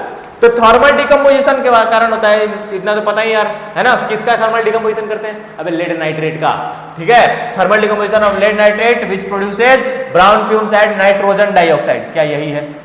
क्या ऑप्शन है राइट आंसर है? आइए देखते हैं सेकंड ऑप्शन को, फिर पता कर लेंगे। Thermal decomposition of lead nitrate which produces brown fumes and lead oxide. क्या लेड ऑक्साइड का ब्राउन फ्यूम बनता है? किसका बनता है? नाइट्रोजन ऑक्साइड का। नेक्स्ट क्या? ऑक्सीडेशन ऑफ लेड नाइट्रेट, ये तो ऐसे ही खत्म, और ये ऑक्सीडेशन ऑफ लेड, ये भी खत्म। समझ में आ रहा है? थर्मल डिकम्पोजिशन में ही होता है, और किसका होता है? NO2। देखा मैंने, बस ये याद रखने से आपका एक मिनट छोड़ भाई 10 सेकंड नहीं लगा सवाल बनने, 10 सेकंड नहीं लगेगा। बस जितने मैंने नोट्स वाले पॉइंट बताए वो आपको दिमाग में याद रखना है। जितने भी एक्टिविटी आपकी एनसीईआरटी मैंने सारे कवर करा दिए, सारे के सारी एक्टिविटीज कवर हो चुकी हैं, ठीक है। उन एक्टिविटी से रिलेटेड क्वेश्चंस, उन एक्टिविटीज से रिलेटेड ऑब्जर्वेशंस क्या क्या है, क्या क्या क्वेश्चन पूछ सकता है, क्या क्या क्वेश्चंस आ रखे हैं बोर्ड्स में, वो सारी चीजें कवर करा रखा है। बस आपको उन चीजों को ध्यान रखना है और क्वेश्चंस बनाने। 10 सेकंड नहीं लगेगा क्वेश्चंस को सॉल्व करने में, 10 सेकंड नहीं लगेगा। आइए चलते हैं नेक्स्ट क्वेश्चन पे। आइए आइए आइए, पसंद आया तो लाइक कर देना भाई मेरे। क्या कह रहा है? Metal X is obtained from its chloride salt. अब देखो कैसा सॉल्ट है? क्लोराइड सॉल्ट है, समझ, मतलब उसमें क्लोरीन है। मेटल X है, ठीक है, बाई एक्सपोजर टू सनलाइट। अब देख क्वेश्चन का ना अप्रोच सीख, अप्रोच कैसे सीखे सर? भाई जो क्वेश्चन में दिया है ना उसको रिलेट कर, कहां कि उस किस चैप्टर का है, किस चैप्टर में किस टॉपिक से, उस टॉपिक में क्या पढ़ा था, बस। कह रहा है metal X is obtained from its chloride salt by exposure. अभी तक यहां पे कुछ समझ में नहीं आया। एक्सपोजर टू सनलाइट, दिमाग की बत्ती जली भाई। सनलाइट आया, अब मुझे सनलाइट के दो इक्वेशंस याद आ गए मेरे पास, आ गए ना, दिमाग की बत्ती जली यहीं पे। कह रहे identify the type of reaction of chloride salt. अब मेरे दिमाग की बत्ती और जली कि सर जो मैंने सनलाइट वाला रिएक्शन पढ़ा था उसमें दोनों के दोनों क्या थे? एक थे AgCl और एक थे AgBr। अरे था कि नहीं था यार, था कि नहीं था? तो chloride salt of metal X undergoes on exposure of sunlight. समझ में आ रहा है? X का बता दो भाई, क्या है? क्या है sir X? Type of reaction पूछा है, type of reaction the chloride salt of metal. कौन सा? डिकम्पोजिशन। कौन सा डिकम्पोजिशन सर? कौन सा डिकम्पोजिशन? बोलो बोलो बोलो। Photolytic decomposition. फोटोलिटिक। अगर क्या पता डिकम्पोजिशन लिखो नंबर काट ले एग्जामिनर, कुछ भरोसा नहीं रहता भाई। बीवी से लड़के आए रहते हैं पेपर चेक करने, ठीक है ना, तो आपको पूरा लिखना पड़ेगा। मजाक कर रहा हूं, ठीक है, क्या पता ऐसी पॉसिबिलिटी भी हो जाए, ठीक है। तो देखो यहाँ पे फोटोलिटिक डिकम्पोजिशन कह रहा है मेटल X है अंडरगोज। अब कौन सा मेटल होगा भाई? दोनों में तो सिल्वर ही है सर, सिल्वर ब्रोमाइड और सिल्वर क्लोराइड है तो सिल्वर ही। बात खत्म करो यार, बना कि नहीं बना? कितना टाइम लगा बता? कितना टाइम लगा बता? कुछ टाइम नहीं लगा यार, है ना? तो मेन कहना यही है कि अगर आपके पास कॉन्सेप्ट्स रहेंगे, आपके पास बेसिक नॉलेज रहेगा, आप पकड़ सकते हो क्वेश्चन के अप्रोच को पकड़ो। देखना मैं इस अप्रोच से यही क्वेश्चन भी सॉल्व करूंगा। नेक्स्ट वाला कर identify the reducing agent in the following. भाई साहब कुछ करना ही नहीं है, रिड्यूसिंग एजेंट हमें पता है सर, रवि सर ने हमको रटवा दिया है। क्या रटवा दिया? रिड्यूसिंग एजेंट उसी का होगा जिसका क्या होगा? रिड्यूसिंग एजेंट कौन होगा? जिसका ऑक्सीडेशन होगा। और ऑक्सीडाइजिंग एजेंट कौन होगा? जिसका रिडक्शन होगा। बात खत्म करो ना यार। देखो इधर, देखो देखो देखो देखो, NH3 है, NH3 है, या अब NH3 के पास ऑक्सीजन नहीं है, यहाँ पे नाइट्रोजन के पास ऑक्सीजन नहीं है ना, हाइड्रोजन है। यहाँ पे क्या है? हाइड्रोजन के पास ऑक्सीजन। या तो आप ऐसे समझ सकते हो कि नाइट्रोजन ने ऑक्सीजन को गेन किया है, या फिर आप ऐसे समझ सकते हो कि नाइट्रोजन के पास पहले हाइड्रोजन था, अब हाइड्रोजन नहीं है, हाइड्रोजन का लॉस। और लॉस ऑफ हाइड्रोजन क्या होता है? लॉस ऑफ हाइड्रोजन क्या होता है भाई? बताओ मेरे, बताओ बताओ बताओ। ऑक्सीडेशन। क्या होता है? ऑक्सीडेशन। अरे बोलो, तो रिड्यूसिंग एजेंट कौन है? जिसका ऑक्सीडेशन हो रहा है। ऑक्सीडेशन किसका हो रहा है? NH3 का। This is your answer, this is your answer. बोलो नेक्स्ट सवाल आते हैं। देखो कह रहे कॉपर वायर, देखो उसी अटेम्प्ट और उसी अप्रोच से क्वेश्चन करूंगा मैं। कह रहे copper wire on burning in flame gets coated with black substance. अभी मैंने बताया था क्या सर? रिडक्शन और ऑक्सीडेशन में ब्लैक कलर का सब्सटेंस बनता था कॉपर का। कौन सा था? तुरंत नाम भी मान लो अभी नहीं पता चल रहा, आगे पढ़ते हैं। कह रहे write the chemical equation of the reaction that takes place, how can this chemical change be reversed? याद करो, अभी एग्जांपल दिया था ना, दिया था कि नहीं दिया था यार एग्जांपल अभी, कि किसी को किसी से तोड़ने के लिए किसी अलग टाइप की एनर्जी, किसी अलग टाइप के चीजों को पास कराना जरूरी होता है। तो ये जो ब्लैक कलर का सब्सटेंस है, ब्लैक कलर का सब्सटेंस है, आपके चमक जाना चाहिए। कौन सा है? Copper oxide. जो कैसे बनता है? जब हम लोग कॉपर को ऑक्सीजन के साथ रिएक्ट करते हैं तो कॉपर ऑक्साइड बनता है, जिसका कलर होता है कैसा? बिल्कुल तुम्हारे जैसा। सॉरी सॉरी सर, बुरा नहीं मानते, बुरा नहीं मानते, बुरा इधर इधर। इसको जिसका कलर होता है किसका? कैसा? ब्लैक कलर जैसा। ठीक है, अब देखो देखो देखो देखो इधर कह रहा राइट द, भाई ये नहीं कर रहा मैं भाई, चुपचाप समझ में आ रहा ना, चुपचाप है ना, बुरा मत मानना यार। ठीक है, कह रहा write the chemical equation of the reaction that takes place. कौन सा केमिकल रिएक्शन है? कौन सा? ऑक्सीडेशन, या ऑक्सीडेशन कह लो, या फिर कौन सा है? बताओ बताओ बताओ। Combination reaction. कॉम्बिनेशन रिएक्शन है। इक्वेशन आपने लिख ही दिया। कॉम्बिनेशन रिएक्शन से टाइप ऑफ रिएक्शन जो है कॉम्बिनेशन।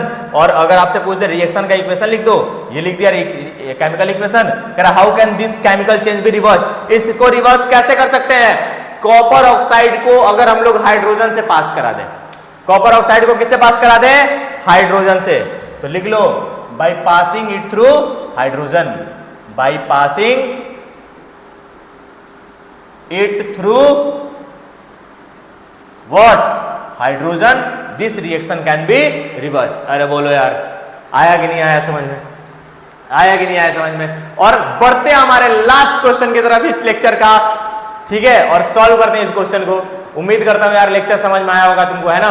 समझ में आया तो एक लाइक और सब्सक्राइब तुम्हारी तरफ से बनता है यार, और शेयर जरूर करना है। ऐसा नहीं करना है कि भाई साहब देख रहे हैं खुद ही मजे ले रहे हैं, चैप्टर के समझ में आ गया सर अब तो मैं किसी को नहीं दिखाऊंगा। ऐसा नहीं करना भाई, शेयर कर दे, है ना? कसम CBSE बोर्ड की, फेल होगा वरना। ठीक है, इधर देख, कह रहा है कि silver chloride kept in a China dish. China dish क्या होता है सर? चाइना से बन के आया हुआ डिश? नहीं नहीं, जो ये ऐसे बाउल की कटोरी के तरीके होता है ना। ठीक है, वो चलो तुम्हारे काम की चीज नहीं है, अभी कोई बात नहीं, फोकस करो। कह रहा है कि silver chloride kept in a China dish turns grey in sunlight. Silver chloride जो हम लोग चाइना डिश में प्लेस कर रहे हैं वो कैसा कलर हो जा रहा है? ग्रे बन जा रहा है। किसमें? सनलाइट के प्रेजेंस में। अब पहला क्वेश्चन कह रहा है right the colour of the silver when it was kept in the China dish. कैसा कलर था सिल्वर का? याद करो, मैंने सनलाइट फोटोलिटिक डिकम्पोजिशन में लगाया था। कैसा कलर था? बोलो बोलो, किसका कलर पूछा है सर? सिल्वर का। Greyish white. अरे बोलो यार, था कि नहीं था? ने कह रहा name the type of chemical reaction. Photolytic decomposition. अरे बोलो यार, डिकम्पोजिशन दैट टेक्स प्लेस। तो कौन सा? Photolytic decomposition. बोलो यार, and write the chemical equation. लो भैया लिख दिया, लो भाई जी लिख दिया कि नहीं लिख दिया यार? कह रहा state one use of reaction. Black and white photography याद आ रही है कि नहीं आ रही है सर? याद तो आ रही है सर, है ना? याद तो आ रही है। किसकी? फिर से इधर उधर जा रहे हो तुम लोग। ब्लैक एंड व्हाइट फोटोग्राफी की, है ना? Black and white photography graphic है। और किसी को याद नहीं करना भाई, अभी बोर्ड के बाद याद करना, अभी नहीं। देखो इधर ब्लैक एंड व्हाइट फोटोग्राफी इसका, ठीक है। स्टेट 1 यूज ऑफ रिएक्शन कह रहा है नेम 1 और more chemical which can be use for same purpose. बताओ भाई, जो सेम पर्पस के लिए AgBr, सेम पर्पस के लिए क्या यूज होगा? AgBr। वो भी तो होता था, दोनों रिएक्शंस तो होते थे ब्लैक एंड व्हाइट फोटोग्राफी के लिए यूज। अरे बोलो थम्स अप है, पक्का है? तो थम्स अप कर देना दोस्तों, क्योंकि ये सुंदर सा चैप्टर कंप्लीट हो चुका है हमारा, जिसमें हम लोगों ने जितने बहुत सारे क्वेश्चंस किए, उसके बाद सारे कॉन्सेप्ट्स को कवर किया है, सारी एक्टिविटीज को कवर किया है, सारी एक्टिविटीज के सारे ऑब्जर्वेशंस को कवर किया है। तो आज के लेक्चर में इतना बहुत होगा मेरे ख्याल से। और हम लोग अभी आएंगे नेक्स्ट लेक्चर को लेके, हमारा इस सीरीज का, क्लास 10 के सीरीज का जो हमारा नेक्स्ट लेक्चर रहने वाला है वो रहने वाला है एसिड बेसिस एंड सॉल्ट। तो जल्दी से इस लेक्चर को शेयर करना, ढेर सारा प्यार देना। तब तक के लिए बहुत बहुत धन्यवाद। मिलते हैं नेक्स्ट लेक्चर में। Thank you very much.